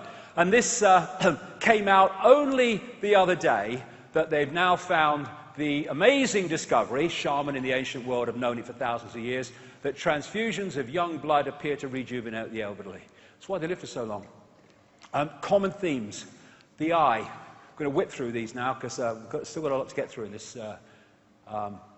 this section because of the way that this information fits together. The eye, the all-seeing eye, the single eye or the pyramid of an eye is a major symbol of these bloodlines going way back, and that's why it appears everywhere in all these institutions. The eye of Ra or Horus. It was on the hand on the necklace of the mysteries of Credo Muchwa in the Zulu world. This was found in 1984 in Ecuador. By miners, I think, digging for gold. There's the eye, there's 13 levels, and this is thousands of years old. And when you put it under ultraviolet light, it even glows luminous from the eye. Where is it today? There it is, on the dollar bill in the reverse of the Great Seal of the United States, and there are 13 levels. This is the constant recurring themes that I'm talking about, because the same force is behind all these apparently different organizations and institutions. There it is in Freemasonry. There it is with the pyramid as the logo of MI5. There it is in the building, basically, of MI6. In the Olympic ceremony, or one of them, you had the building of the pyramid, and then the almost homage bloody worship of it immediately afterwards. This is a Roman Catholic bloody church. Look at it. Because, why? The same thing. In the Olympics, you had the pyramid floodlights, and also the eyes in the mascots. And somebody put this together, and put that and that and that together, and said, you know, what's going on? Well, what's going on is the same force controls all these apparently different institutions, and thus they use the same symbols. They control the entertainment industry, and thus that's not a bloody diamond, that's a bloody pyramid. Jay-Z. There you are, Madonna, she comes up a lot. Angelina Jolie, there's Lady Gaga, the eye of CBS. This is Gravity Falls, it's a Disney animated bloody program. There he is, there he is, there he is. What's this doing in an animated program? Because they put their symbols in front of us. The other thing you find is the number of pictures of celebrities where they have an eye, a hand over an eye. I'm not saying they all know. I mean, the photographer might say, oh, be a good picture, put your hand over your eye. But the number of them emphasizing one eye is unbelievable. These are just a few. I mean, what is it with that? Another common theme, fire. The archons and the jinn were said to be from luminous fire and made of smokeless fire. One of the great symbols of these bloodlines is the phoenix, the firebird. And the light that Freemasons talk about is not the light that other people talk about. One of the great symbols of the bloodlines and the network is the lighted torch or the flame. And thus, at the closing ceremony of the Olympics in London, you had the massive emphasis on the phoenix because of the symbolism it represented. This is Manly P. Hall, a Freemasonic historian. I think he got to the 32nd degree of Freemasonry, in a book called Secret of All Ages, in which he's saying the eagle is actually just a publicly acceptable phoenix. European mysticism was not dead at the time of the United States of America was founded. The hand of the mysteries controlled in the establishment of the new government for the signature of the mysteries may still be seen on the Great Seal of the United States of America. Careful analysis of the seal discloses a massive occult and Masonic symbols, chief among them the so-called American eagle. The American eagle upon the Great Seal is but a conventionalized phoenix. And so many stories you read about demonic entities manifesting in rituals talk about them manifesting through fire. And fire is just a frequency. That's all it is. This is from a BBC documentary. This guy lights this newspaper simply from energy through his hands. It's just a frequency. And the frequency on other dimensions might not be the same as the one here. And in terms of fire and focus, with the Olympic flame going around all over Britain, the focus on that flame on an electromagnetic level is giving energy to that energy field till it becomes a massive energy field. This flame going around is not an Olympic tradition. It was brought in by the Nazis in 1936. And so that focus would have created a massive energy field on the electromagnetic level. And it was brought to the opening ceremony. And fire ritual relates to the god Baal, Molech, the one they worship in Bohemian Grove, Nimrod, Babylon, and the Roman god Saturn is going to become very, very important shortly. And the satanic ritual calendar has a particular day of July the 27th, the date of the Olympics of opening ceremony in London. July 20th, 26th, abduction, ceremonial preparation, and holding of a sacrificial victim for grand climax. July 27th, grand climax, a day for sacrificing female adults and children. It was a massive, for whatever reason, massive satanic day when that happened. And 1 billion people were focused on this, and that is what happened on 9/11. That focus would have allowed massive absorption of energy as a result of the focus. Another common theme, this is the one now. This is going to take us into some real weird and wonderful places. Saturn is the key in so many ways to what is happening with all its moons. Just a reminder, Saturn may appear to be what it is in the holographic world, but actually, again, it's an information field. It is a consciousness. Everything is aware. Everything has a consciousness. So these planets and suns, they have consciousness. They have awareness. They are entities in their own right. And interestingly, this is an accepted ancient symbol of the sun. And people think, understandably, that it's a symbol of the sun that we know today. But is that symbol more likely to be the sun we know today, or the sun we once knew? Saturn. Saturn is the key to understanding so much. It was known as the Old Sun. It is known in occult as the Old Sun, the Dark Sun, and the Dark Lord, the Lord of the Rings. And the massive penny drop for me, whoa, the kaleidoscope moved when I started to realize that at least so many, if not all, the ancient sun gods were not gods of the sun we know today, but of the Saturn sun that was focused on before, because it was in a different position. Saturn has long been symbolized as an eye. There's the eye in Freemasonry. There's the eye of Sauron in the Lord of the Rings, the reptilian eye, the symbol of the negative force. And what happened in the massive and brilliant work of David Talbot in the Saturn myth is that at some point there was an enormous ejection of debris in an explosion out of Saturn. And it formed like a luminous crescent, because it reflected light at certain points of the day. And this, as the Earth moved on its axis, when viewed from the Earth, this appeared to move around Saturn. And at different points, there are different symbolism for different points. But this was the one that really was the focus of Saturn symbolism, because this was when that luminous crescent was at its most luminous during the day. And so you find this symbol over and over in the ancient world. And this is a common recurring theme of Saturn.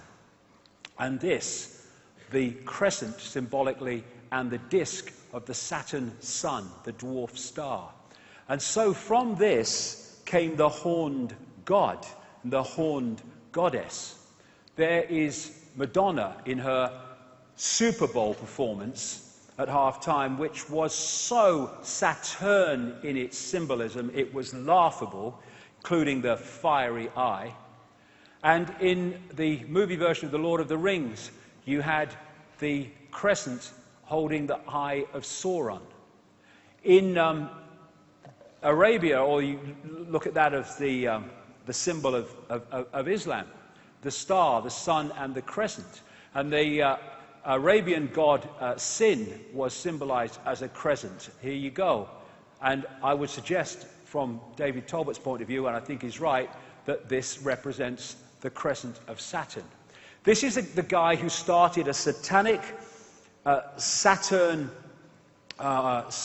organization or secret society out of Germany called the Brotherhood of Saturn.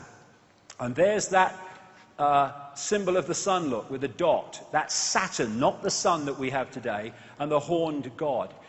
Molech, who is symbolized at Bohemian Grove as the owl, is also symbolized as the bull, and there's the horns with Saturn in the middle. And so you have the bull gods of Mesopotamia. And the winged goddesses in that state, this was often symbolized as the goddess with her holding the god, her arms around the god, or her wings around the god. And there is another version of that with the god Saturn and the crescent. And there it is on the Great Seal of the United States, exactly the same symbolism. There it is in the Air Force Special Operations Command. There it is in the symbol of the House of Windsor. There it is in the United Nations with the target on the world, very appropriately. There it is in the eagle of Rome. Here it is in Freemasonry. The flying disc of Egypt and other places is Saturn. And thus you have the Rosicrucian order, which connects into this network, using that flying disc symbolism. And so many of these logos carry the same symbolism. And in her Super Bowl performance, Madonna had the flying disc of Saturn. This is another ancient Saturn symbol because at some points, apparently, it seemed to give off 4 very distinct lights, which became known as the 4 corners, or the 4 rivers, or the 4 ways. And so you find it, because of these bloodlines connecting into all these institutions, you find it in the Roman Church, you find it on the mace in the Houses of Parliament, you find it on the crown, you found it in the Celtic cross, and you find it in one of the major secret societies in the network, the House of Malta. It's known as the Maltese cross. It was also symbolized, this Saturn symbol and crescent, as the flying god in his flying boat. This is Horus in his heavenly boat. This is why it's used in the boats used in Freemasonry. This is a Freemasonic building on the Isle of Wight, funnily enough. And that is massive. I'm not saying Annie Lennox knew it was, just let's do this, it'd be a good idea. But that was massively Saturn symbolism when you watched it play out. Then you've got this symbol of the horned god. Again, Saturn, Satan, as it also became known, which is you find with so many politicians. And Pat Robertson, this so-called Christian evangelist, yeah, okay. And talking of horns and horned gods, in astrology, Saturn is connected to Capricorn. And so one of the Saturn symbols is the goat. This again is the great Freemasonic historian Manly P. Hall, who said Pan, the goat god, was a composite creature, the upper part, with the exception of his horns, being human, and the lower part in the form of a goat. The god himself is a symbol of Saturn, because this planet is enthroned in Capricorn, whose emblem is a goat. That is what that is. Baphomet, worshipped by Satanists. It's a symbol of Saturn. And I'm going somewhere with this, because I'm going why they're focused on Saturn. So you have Baphomet. You have Beyonce, the wife of Jay-Z, with this big Baphomet ring, which is performing.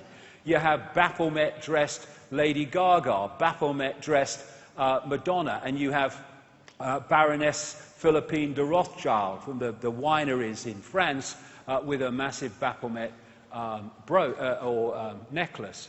And this is from the front cover of the Saturn myth, with the symbolism described of these lights that went off from Saturn at certain points, with the 4 main ones there. And there it is symbolized on one of these ancient tablets. And in St. Peter's Square, that is a mirror of the way that Saturn symbol looks. And there it is on the thing that he has his biscuit in, there, when he's doing his stuff. Now, this is inside the Mother Lodge of Freemasonry in Great Queen Street. Great Queen was the name of the Babylonian goddess, in London. Because, this will become significant in part 3, this crescent holding the sphere also became symbolized as twin pillars. And so you have Saturn, there's the crescent, being held up by the twin pillars. This is in one of the Freemasonic centers of the world in London. Numerologically, digitally, Saturn is number 8, and this has led to symbolism of Saturn in terms of the spider. Thus you have, in Madonna's Super Bowl performance, the winged disc symbolized with a spider in the center. Now this is fascinating. This is called the magic square of Saturn. And it's also, not by coincidence, the magic square of Freemasonry. And it's magic because of this reason. If you go that way, that way, that way, that way, or that way, or that way, all the numbers in the 3 blocks in line add up to 15. And in numerology, you keep adding numbers until they become a single number. And so 15, in numerological terms, is 6. So 666, 666 in all directions. And the black and white squares, for reasons I'll have to go into in detail in a book, because, there's so much to get through today, also relates to Saturn.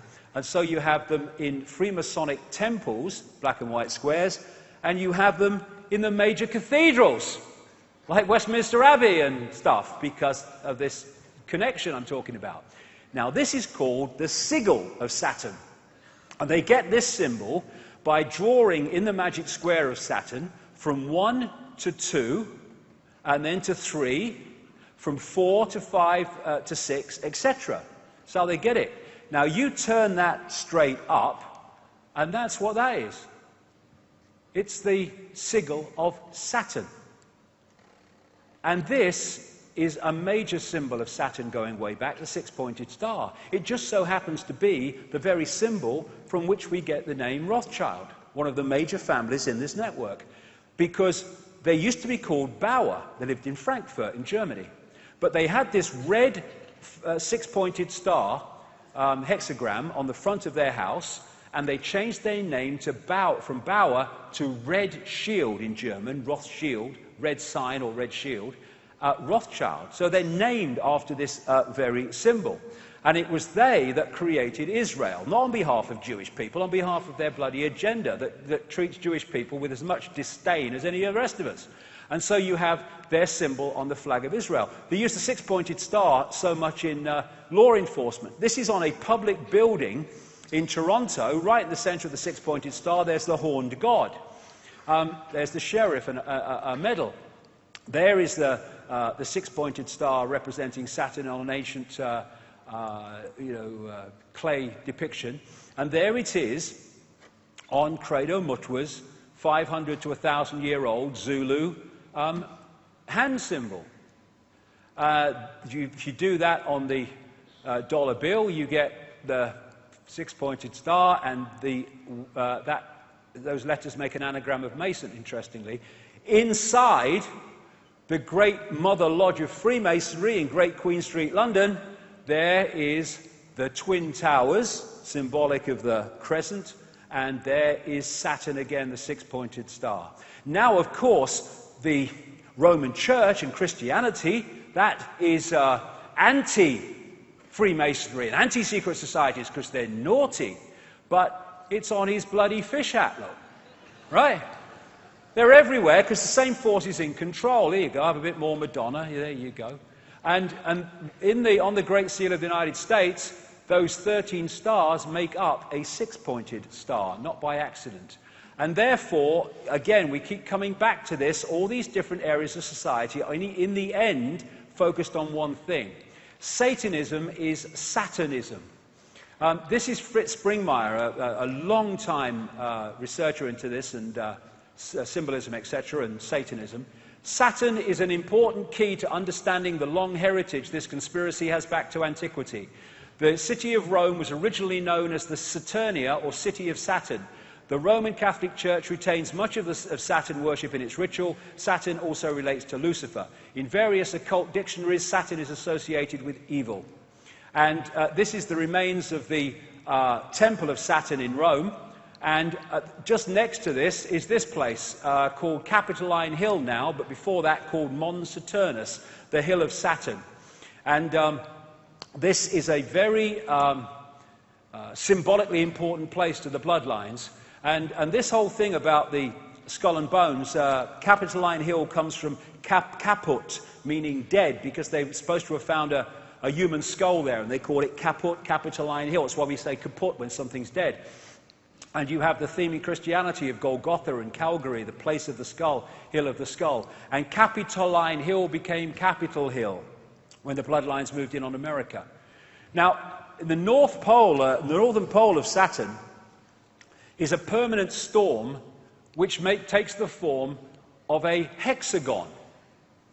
And this has been found by the Cassini spacecraft, and I think the Voyager one before that in the early 80s.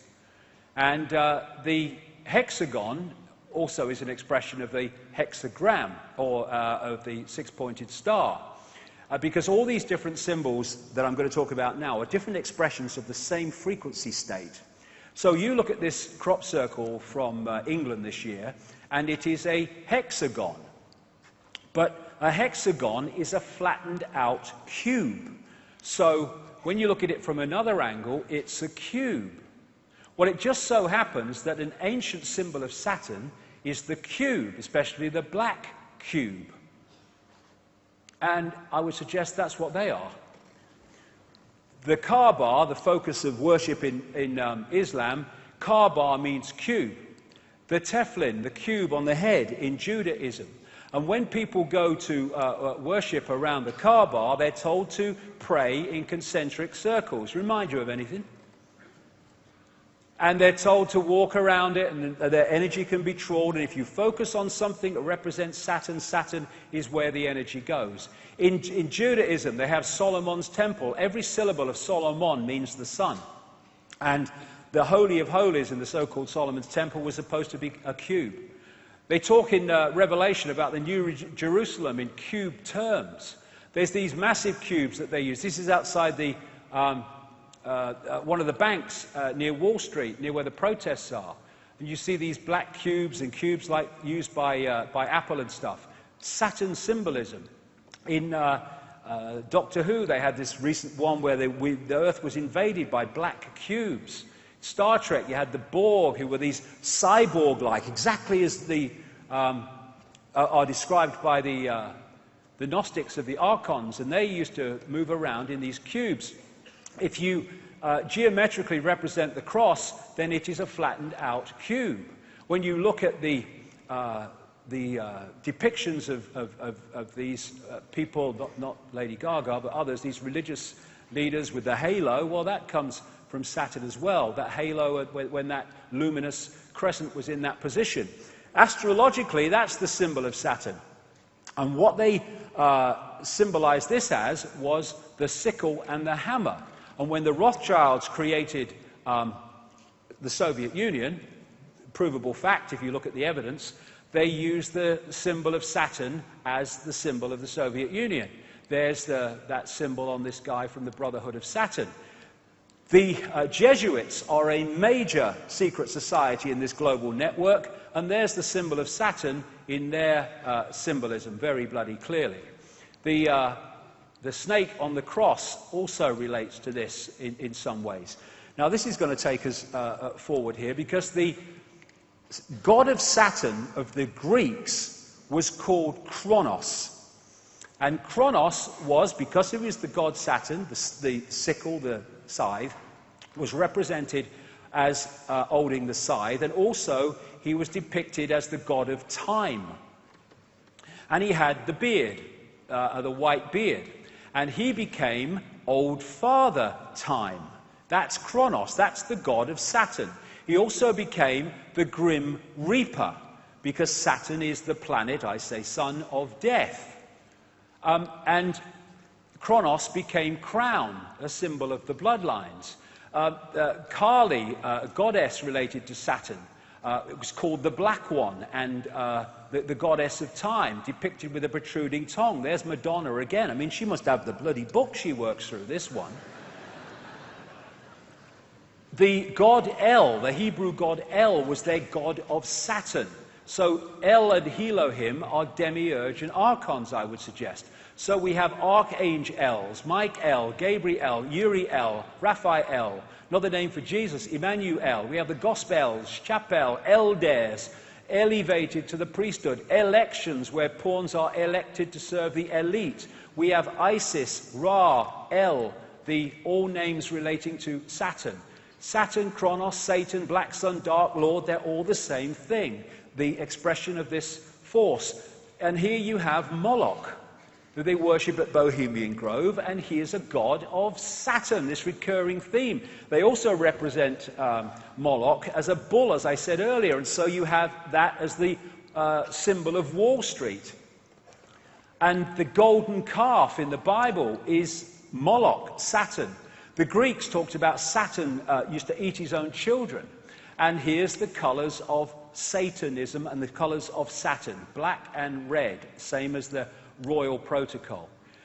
The robes of the judge, the robes of the clergy, the square hats of the universities, the hammer that the judge uses, it's all Saturn symbolism.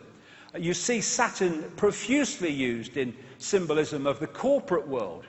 And this, this Earth, Wind and Fire, they got the bloody set. There's the eye, there's the six-pointed star, there's the step pyramid, there's the winged disc, and there's bloody Saturn. And then, therefore, you look at religions and secret societies and Satanism, they're worshipping Saturn. Then you look astrologically, in other words, energetically. Banking is astrologically ruled by Saturn. Politics and institutions of state at all levels, astrologically ruled by Saturn. Corporations, astrologically ruled by Saturn. Law and court system, astrologically ruled by Saturn. Science, astrologically ruled by Saturn. Saturn worship, Satan worship. And it's interesting that you have the god of Saturn, Kronos, with the beard, and represent, and all these bloody religions, they have bloody beards. And then you have God depicted as a man with a white beard on a cloud or on a throne, and there's God, Charlton Heston type God. That's Yahweh depicted with a beard and stuff. And then we have Santa with the white beard. Santa, anagram of Satan, from Saturnalia. Saturnalia was a festival in Rome where they worshipped the god Saturn, and they gave, it was in the same period to the run-up to our Christmas, and they gave gifts, they decorated trees, and they hung sprigs of bloody holly. So that is Saturn symbolism, a man with a white beard.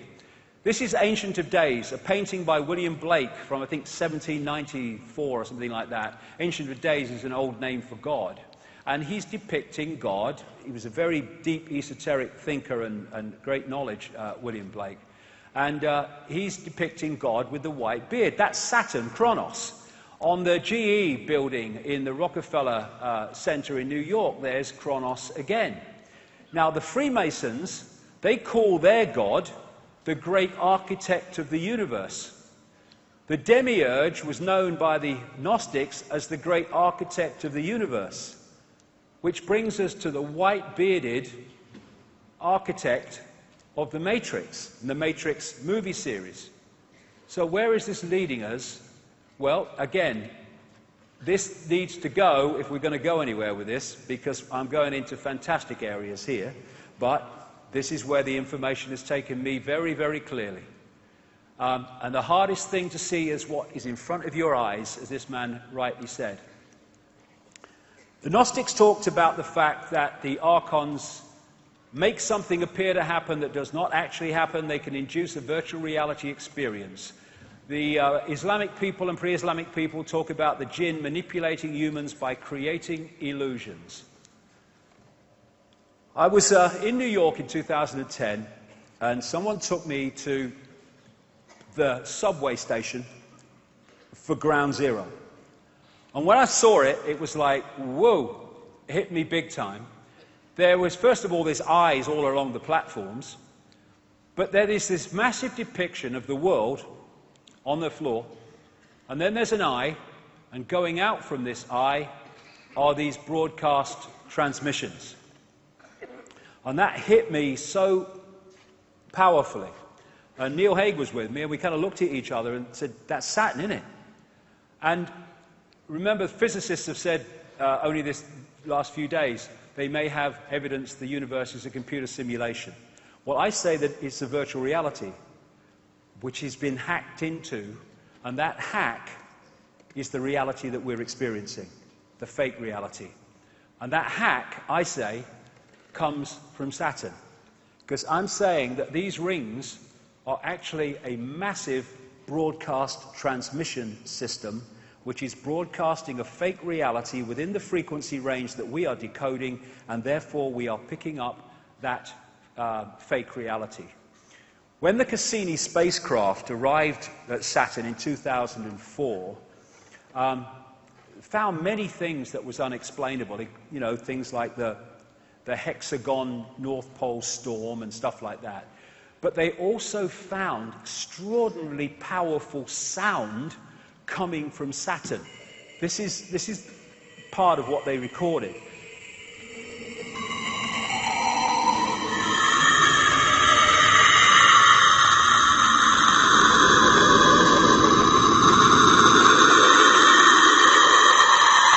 Nice, man. And I got sent this by a sound engineer, works in sound engineering for a living, and it's one of the rings of Saturn, and he said, I see that every day. That's bloody sound. They're sound waves. And this is in cymatics.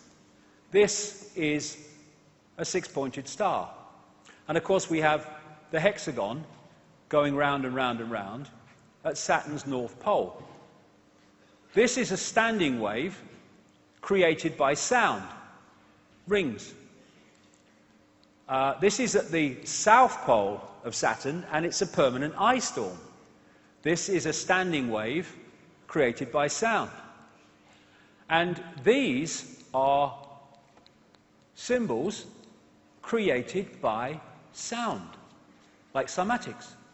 And a certain frequency created this perfect six-pointed star with the hexagon in the middle and the hexagon there. Therefore, the sound creates the frequency, creates the symbol, and in the same way, the symbol represents the sound and the frequency. The symbols are just holographic representations of vibrational waveform states. I would suggest in these symbols cases, representatives of the sound frequency coming off Saturn. Same with all these symbols and numerological manipulations. The sound and the symbol are different expressions of the same thing. Thus, if we, in the holographic realm, are constantly bombarded with these symbols, it is on an energetic level feeding us the frequency field of what they represent. And Saturn, when described pre-cataclysmic, didn't have rings. So where'd they come from? Well, maybe it had rings, but it weren't rings we could see. We can see them now.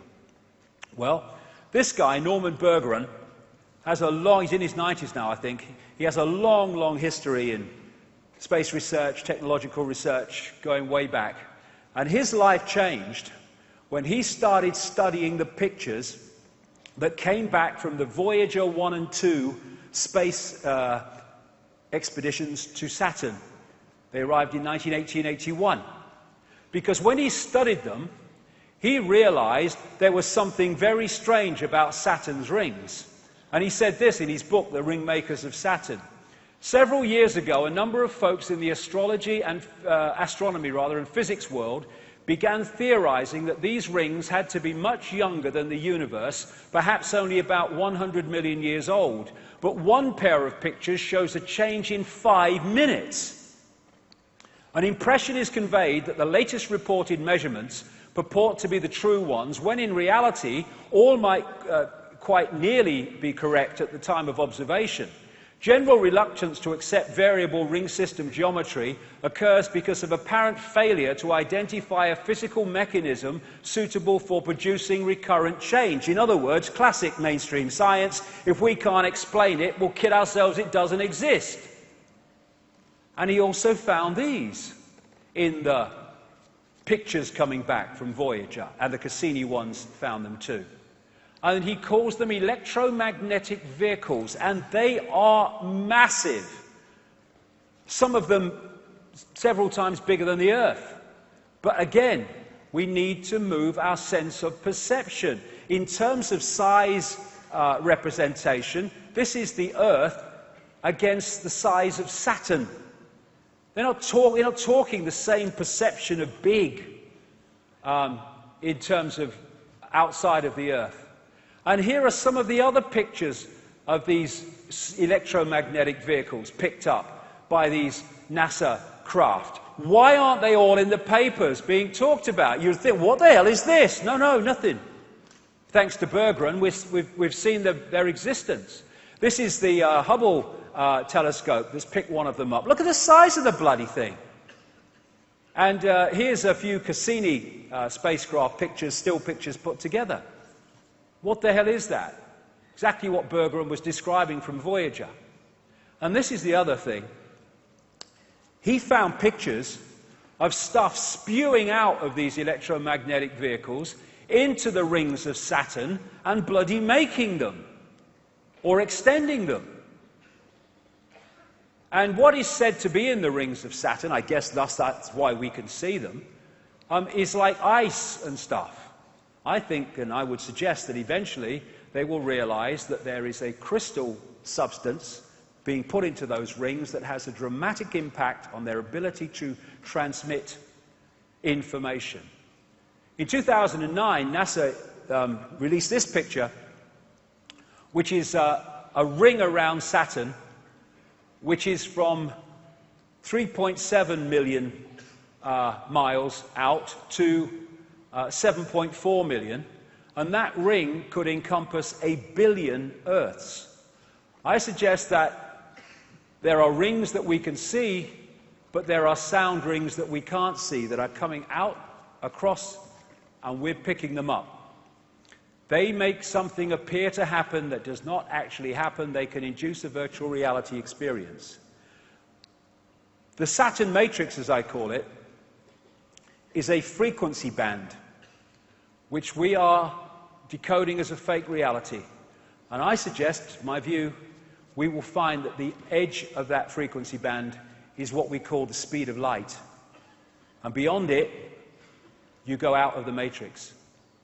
And when all the genetic tinkering that the ancients talked about went on, the human form was being manipulated to be tuned in to receive and transmit within the frequency band of this Saturn broadcast, and pulling people from a heart state beyond the matrix into an emotional point of interaction massively in the matrix was a major way of tuning us into this fake reality. We talk about people who don't think for themselves as being in the box. Maybe we ought to say that they're in the cube.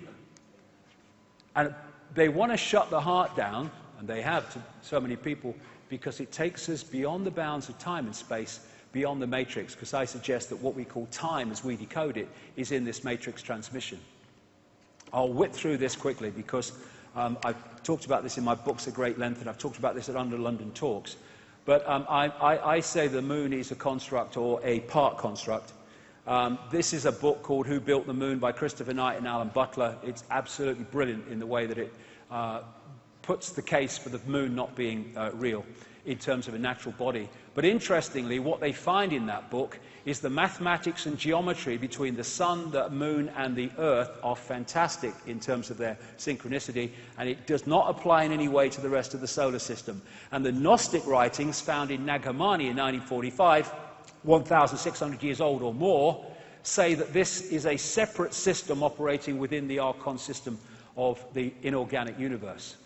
They say in the book, the authors, the maths involved in the Earth-Moon-Sun system is nothing less than staggering, and that the moon has been put there with the accuracy of the proverbial Swiss watchmaker. So when viewed from the Earth, it's the size of the sun at an eclipse. The BBC did a program, Do We Really Need the Moon? And it said the moon is now in a perfect position to sustain life on Earth in its effect on the Earth, but it's just a coincidence. I think not.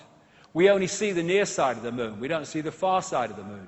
And the authors say in that book, the moon is bigger than it should be, apparently older than it should be, much lighter in mass than it should be. It occupies an unlikely orbit and is so extraordinary that all existing explanations for its presence are fraught with difficulties, and none of them could be considered remotely watertight. The mainstream theory is that the Earth was hit by a Mars-type planet when it was forming, and a chunk came off and became the moon, called the whack theory. That didn't pan out, so they came up with a double whack theory, where it was hit by the planet, it went away and gave it another smack, and then it became the moon. Now, of course, it doesn't pan out because it's nonsense. They don't know. Why don't they just say it's not a bad thing we don't know? There's lots of things we don't know.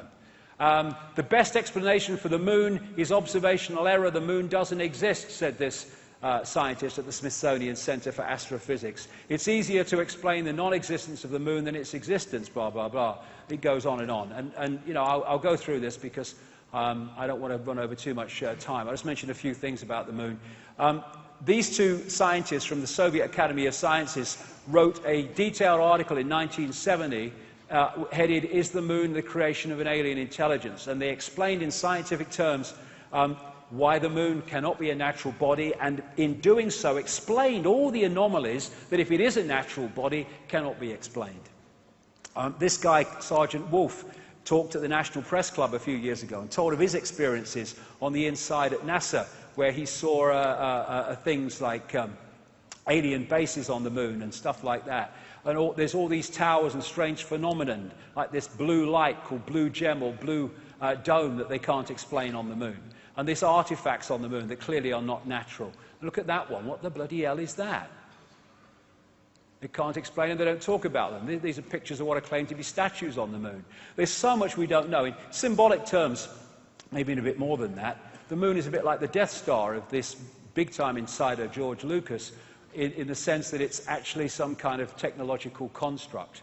And it's my view, as I've said before in previous books, that what the moon is doing, in its present use anyway, is taking this Saturn broadcast and acting as an amplifier to fire it at the Earth, so we get it in massively increased power and therefore effect. It's acting a bit like a dish transmitting information which we're picking up and decoding into a fake reality. Now, 9 months after I'd written that in a book called The Human Race Get Off Your Knees, someone sent me an email from Brazil, I think it was, a lady, and said, "Have you read this book, Earth, by Barbara Marciniak? Because I've just read your book and I think you'd find it interesting." And she sent me some page numbers. Barbara Marciniak is what they call a channel. And lots of channels are not channels. They just think they are. But, you know, if you get a genuine one, then you can get out there and bring information out from other dimensions into this one. You can get some profound information that way. And she's done a lot of great stuff, Barbara Marciniak. I've met her a few times. Anyway, I hadn't read Earth. I'd read the first book that she wrote, but not Earth. Anyway, I sent for it. I went through the page numbers, and I'm like, whoa, this is 9 months after I've said this stuff in Human Race Get Off Your Knees. And this was a channeled book, and this is what was in the book. 1996, I think this came out. The moon is a very powerful electromagnetic computer. The energy from the moon has been beaming electromagnetic frequencies onto the Earth for eons now to maintain the two-stranded DNA. The moon is a satellite that was constructed. It was anchored outside Earth's atmosphere as a mediating and monitoring device, a supercomputer or eye in the sky. Earth must be owned by those who dwell there. However, it is not. You have outside gods, creator energies, who prevent you as a species from having free reign with your kundalini. That's the energy of awakening, in effect. The influence of the moon as a main satellite computer affects all of the Earth. The moon's programs have for eons been of great limitation towards human beings. There are repetitive cycles that the moon creates to which you respond. The tales about the full moon and insanity, madness and heightened bleeding are all quite true. You know that television influences you a great deal. The moon is the same way. And astrologically, just as a very quick aside, when that great rearrangement happened, of course, astrologically, everything changed as well in terms of the influence of the astrological energies upon the human perception, because suddenly all these bodies are in different positions to where they were before. So the Saturn-Moon matrix, as I call it, I say anyway, is generating a frequency band, a fake reality, which we are decoding to be what seems to be a real reality, and the genetic manipulation has tuned us into it and created this cycle of round and round the garden. It's coming, it's coming, it's coming, as the guy said in the video. And Neil Haig has this concept of moonopoly, or Saturn moonopoly. And it goes like this. You get up in the morning and you have your breakfast and then you go to work. And then you have your lunch, sandwich normally, and then I go to work, and then I go home, and then I have my tea, and then I watch a bit of telly, and then I go to bed. Then I get up and I go to work, and then I have my lunch, sandwich normally. And I mean, look at us. We are infinite consciousness, infinite awareness. All there is, has been, and ever can be.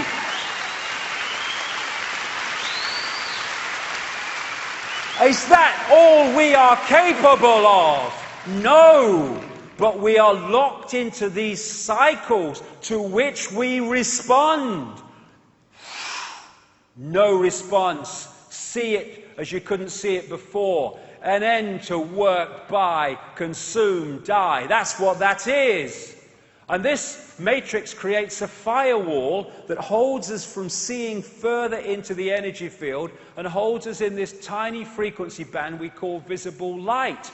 What they've done is taken the universal energy field, the universal construct, and they have hijacked, hacked into it, and they're feeding a fake reality to us from within that construct.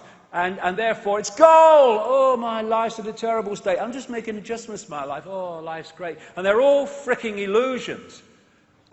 We're like in this wall. You know those scientists that have been suggesting in the last few days that the universe might be a computer simulation? They actually said, like a prisoner in a pitch-black cell, we may never be able to see the walls of our prison. Why? Because they are vibrational walls, and I suggest that they are the speed of light. Which is not the fastest speed. Sorry, Einstein, mate. It's pedestrian. We're talking all possibility, darling.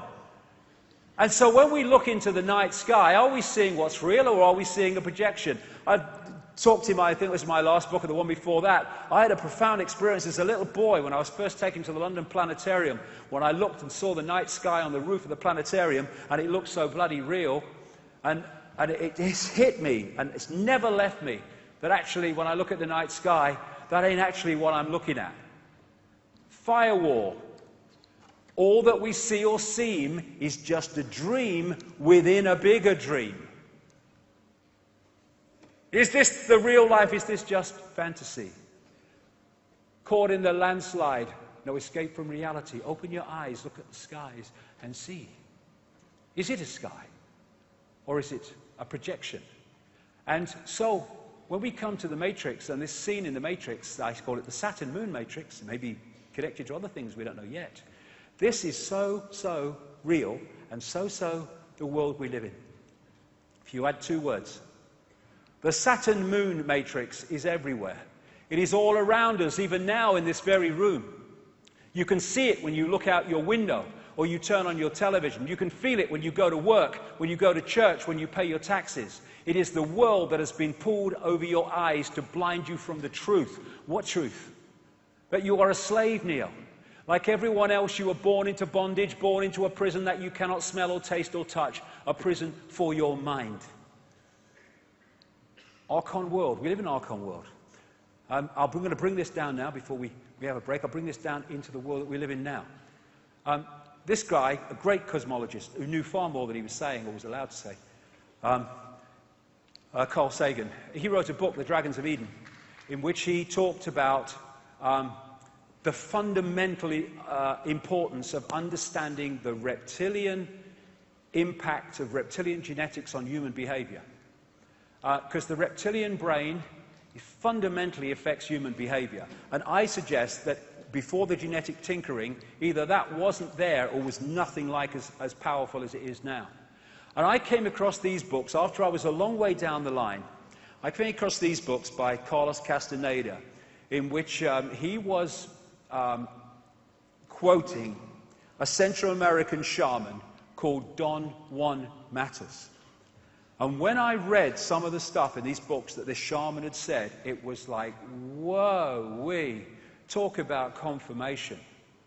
He talks about the archons and the jinn in exactly the same terms, but he calls them the flyers. But they're the same entities. And this is what he said about them in the books. We have a predator that came from the depths of the cosmos and took over the rule of our lives. Human beings are its prisoners. The predator is our lord and master. It has rendered us docile, helpless. If we want to protest, it suppresses our protest. If we want to act independently, it demands we don't do so. Indeed, we are held prisoner. They took over us because we are food to them, energy. And they squeeze us mercilessly because we are their sustenance. Just as we rear chickens in coops, the predators rear us in human coops, human eros. Therefore, their food is always available to them. The Matrix is a computer-generated dream world built to keep us under control in order to change a human being into this. Think, Matter said for a moment, and tell me how you would explain the contradictions between the intelligence of man the engineer and the stupidity of his systems of belief, or the stupidity of his contradictory behavior. Sorcerers believe that the predators have given us our systems of beliefs, yes, our ideas of good and evil, our social mores. They are the ones who have set up our dreams of success or failure. They have given us covetousness, greed, and cowardice. It is the predator who makes us complacent, routinary, and egomaniacal, feeding the wolf. In order to keep us obedient and meek and weak, the predators have engaged themselves in a stupendous maneuver. Stupendous, of course, from the point of view of a fighting strategist, a horrendous maneuver from the point of those who suffer it. They gave us their mind. The predator's mind is baroque, contradictory, morose, filled with the fear of being discovered any minute now. They gave us their mind, and that, I suggest, is how they've done it. And they also, more than gave us our mind, they gave us their frequency via junk or non-coding DNA. We are at last, hallelujah, brother and sister, having mainstream scientists seeing the blatant, beyond belief, obvious that 98% of DNA, which they have called junk because they didn't know what it did and said it had no function, actually does, stands back in amazement, have a function. And in that 98% of DNA, non-coding DNA, are programs, behavior programs, perception programs, emotional programs that if we are not beyond mind-body conscious, we lock into and they become us. People in that state, I suggest, it is very possible, and I say highly likely, they can go through an entire human lifetime and not have an original thought or emotional response that isn't coming from the program. This is Boston University and Harvard Medical School research. They examined 37 DNA sequences containing at least 50,000 base pairs and one with 2.2 million base pairs. Lead researcher Eugene Stanley. Non-coding DNA sequences do contain a structured language fundamentally unlike the coding in genes. We therefore need to consider the possibility that the junk DNA may carry some kind of message. Yes, it does, many. And one of them is the human control system, when we're pulled into body-mind. Russian DNA research. It appears that the languages we were looking for are in fact hidden in the 98% junk DNA contained in our own genetic apparatus. The basic principle of these languages is similar to the language of holographic images based on the principles of laser radiations of the genetic structures which operate together as a quasi-intelligent system. And this recent announcement by this institute at the Harvard Medical School, all data that humanity creates in a year can be stored on 4 grams of DNA. That's how much information we have in the human structure. And therefore, if you can put emotional programs, emotional response programs into the genetic structure, and then create a society designed to constantly trigger those programs, then you can have a massive, constantly recurring tidal wave of low vibrational emotional energy. And when you, to feed off, and when you go beyond the body, like with Jill Bolte-Taylor earlier, or these near-death experiences, what is the common theme when they go beyond the body? I felt calm, at peace, I just was. There was no thought pattern and no human emotion. Because so much of it is coming from the body. It's a program. And when you go into the heart and you go beyond time and space, you stop reacting in the sense of the program, and you stop delivering the food, the sustenance of that which is behind it. I did not judge and did not feel I was judged. I loved being in that painless state of existence. And if you want to feed off human energy, low vibrational, if you've got these programs within the human genetic structure generating that energy, well, you're home and bloody dry. This is the mind that we've been connected to. Why do rules have power over our minds? It's all about rules, because it's all about control. And this part of the brain, the reptilian brain, where we get cold-blooded behavior, territoriality, desire to control, right is might, and all that stuff, might is right, that is massively part of the reaction system. Because the reptilian brain is about survival. It's about constantly scanning the environment for threats to survival, not just physical survival, but survival financially, survival of the job, survival of the relationship. Be afraid, be very afraid, because the big bad monster's coming as soon as we've invented him. This is why we're constantly given reasons to be frightened, because that locks us into the reptilian brain and therefore into this collective mind. And Don Juan Matus said, I know that even now, though you never have suffered hunger, you have food anxiety, which is none other than the anxiety of the predator who fears that at any moment now its maneuver is going to be uncovered and food is going to be denied. Through the mind, which after all is their mind, the predators inject into the lives of human beings whatever is convenient for them, and they ensure in this manner a degree of security to act as a buffer against their fear. Sorcerers of ancient Mexico reasoned that man must have been a complete being at one point, with stupendous insights, feats of awareness that are mythological legends nowadays. Absolutely. And then everything seems to disappear, and we have now a sedated man. What I'm saying is that what we have against us is not a simple predator. It is very smart and organized. It follows a methodical system to render us useless. Man, the magical being that he is destined to be, yes, and she, is no longer magical. He's an average piece of meat. There are no more dreams for man than the dreams of an animal who is being raised to be a piece of meat, trite, conventional, imbecilic. Control of perception. And if you look at the Avatar movie, it is so symbolic because you had the Heart Society, and it was taken over. This connected society of greater awareness was taken over by this left brain, merciless, heartless invasion by symbolically Earth troops with their technology and all that stuff. And you even had the symbolism of these invaders infiltrating the Blue People Society by operating inside an outer shell of blue people so that they didn't know that they were being infiltrated. Now, are we as a human race, there are 7 billion of us now and more, the number of people in full knowledge who are behind this are tiny, tiny.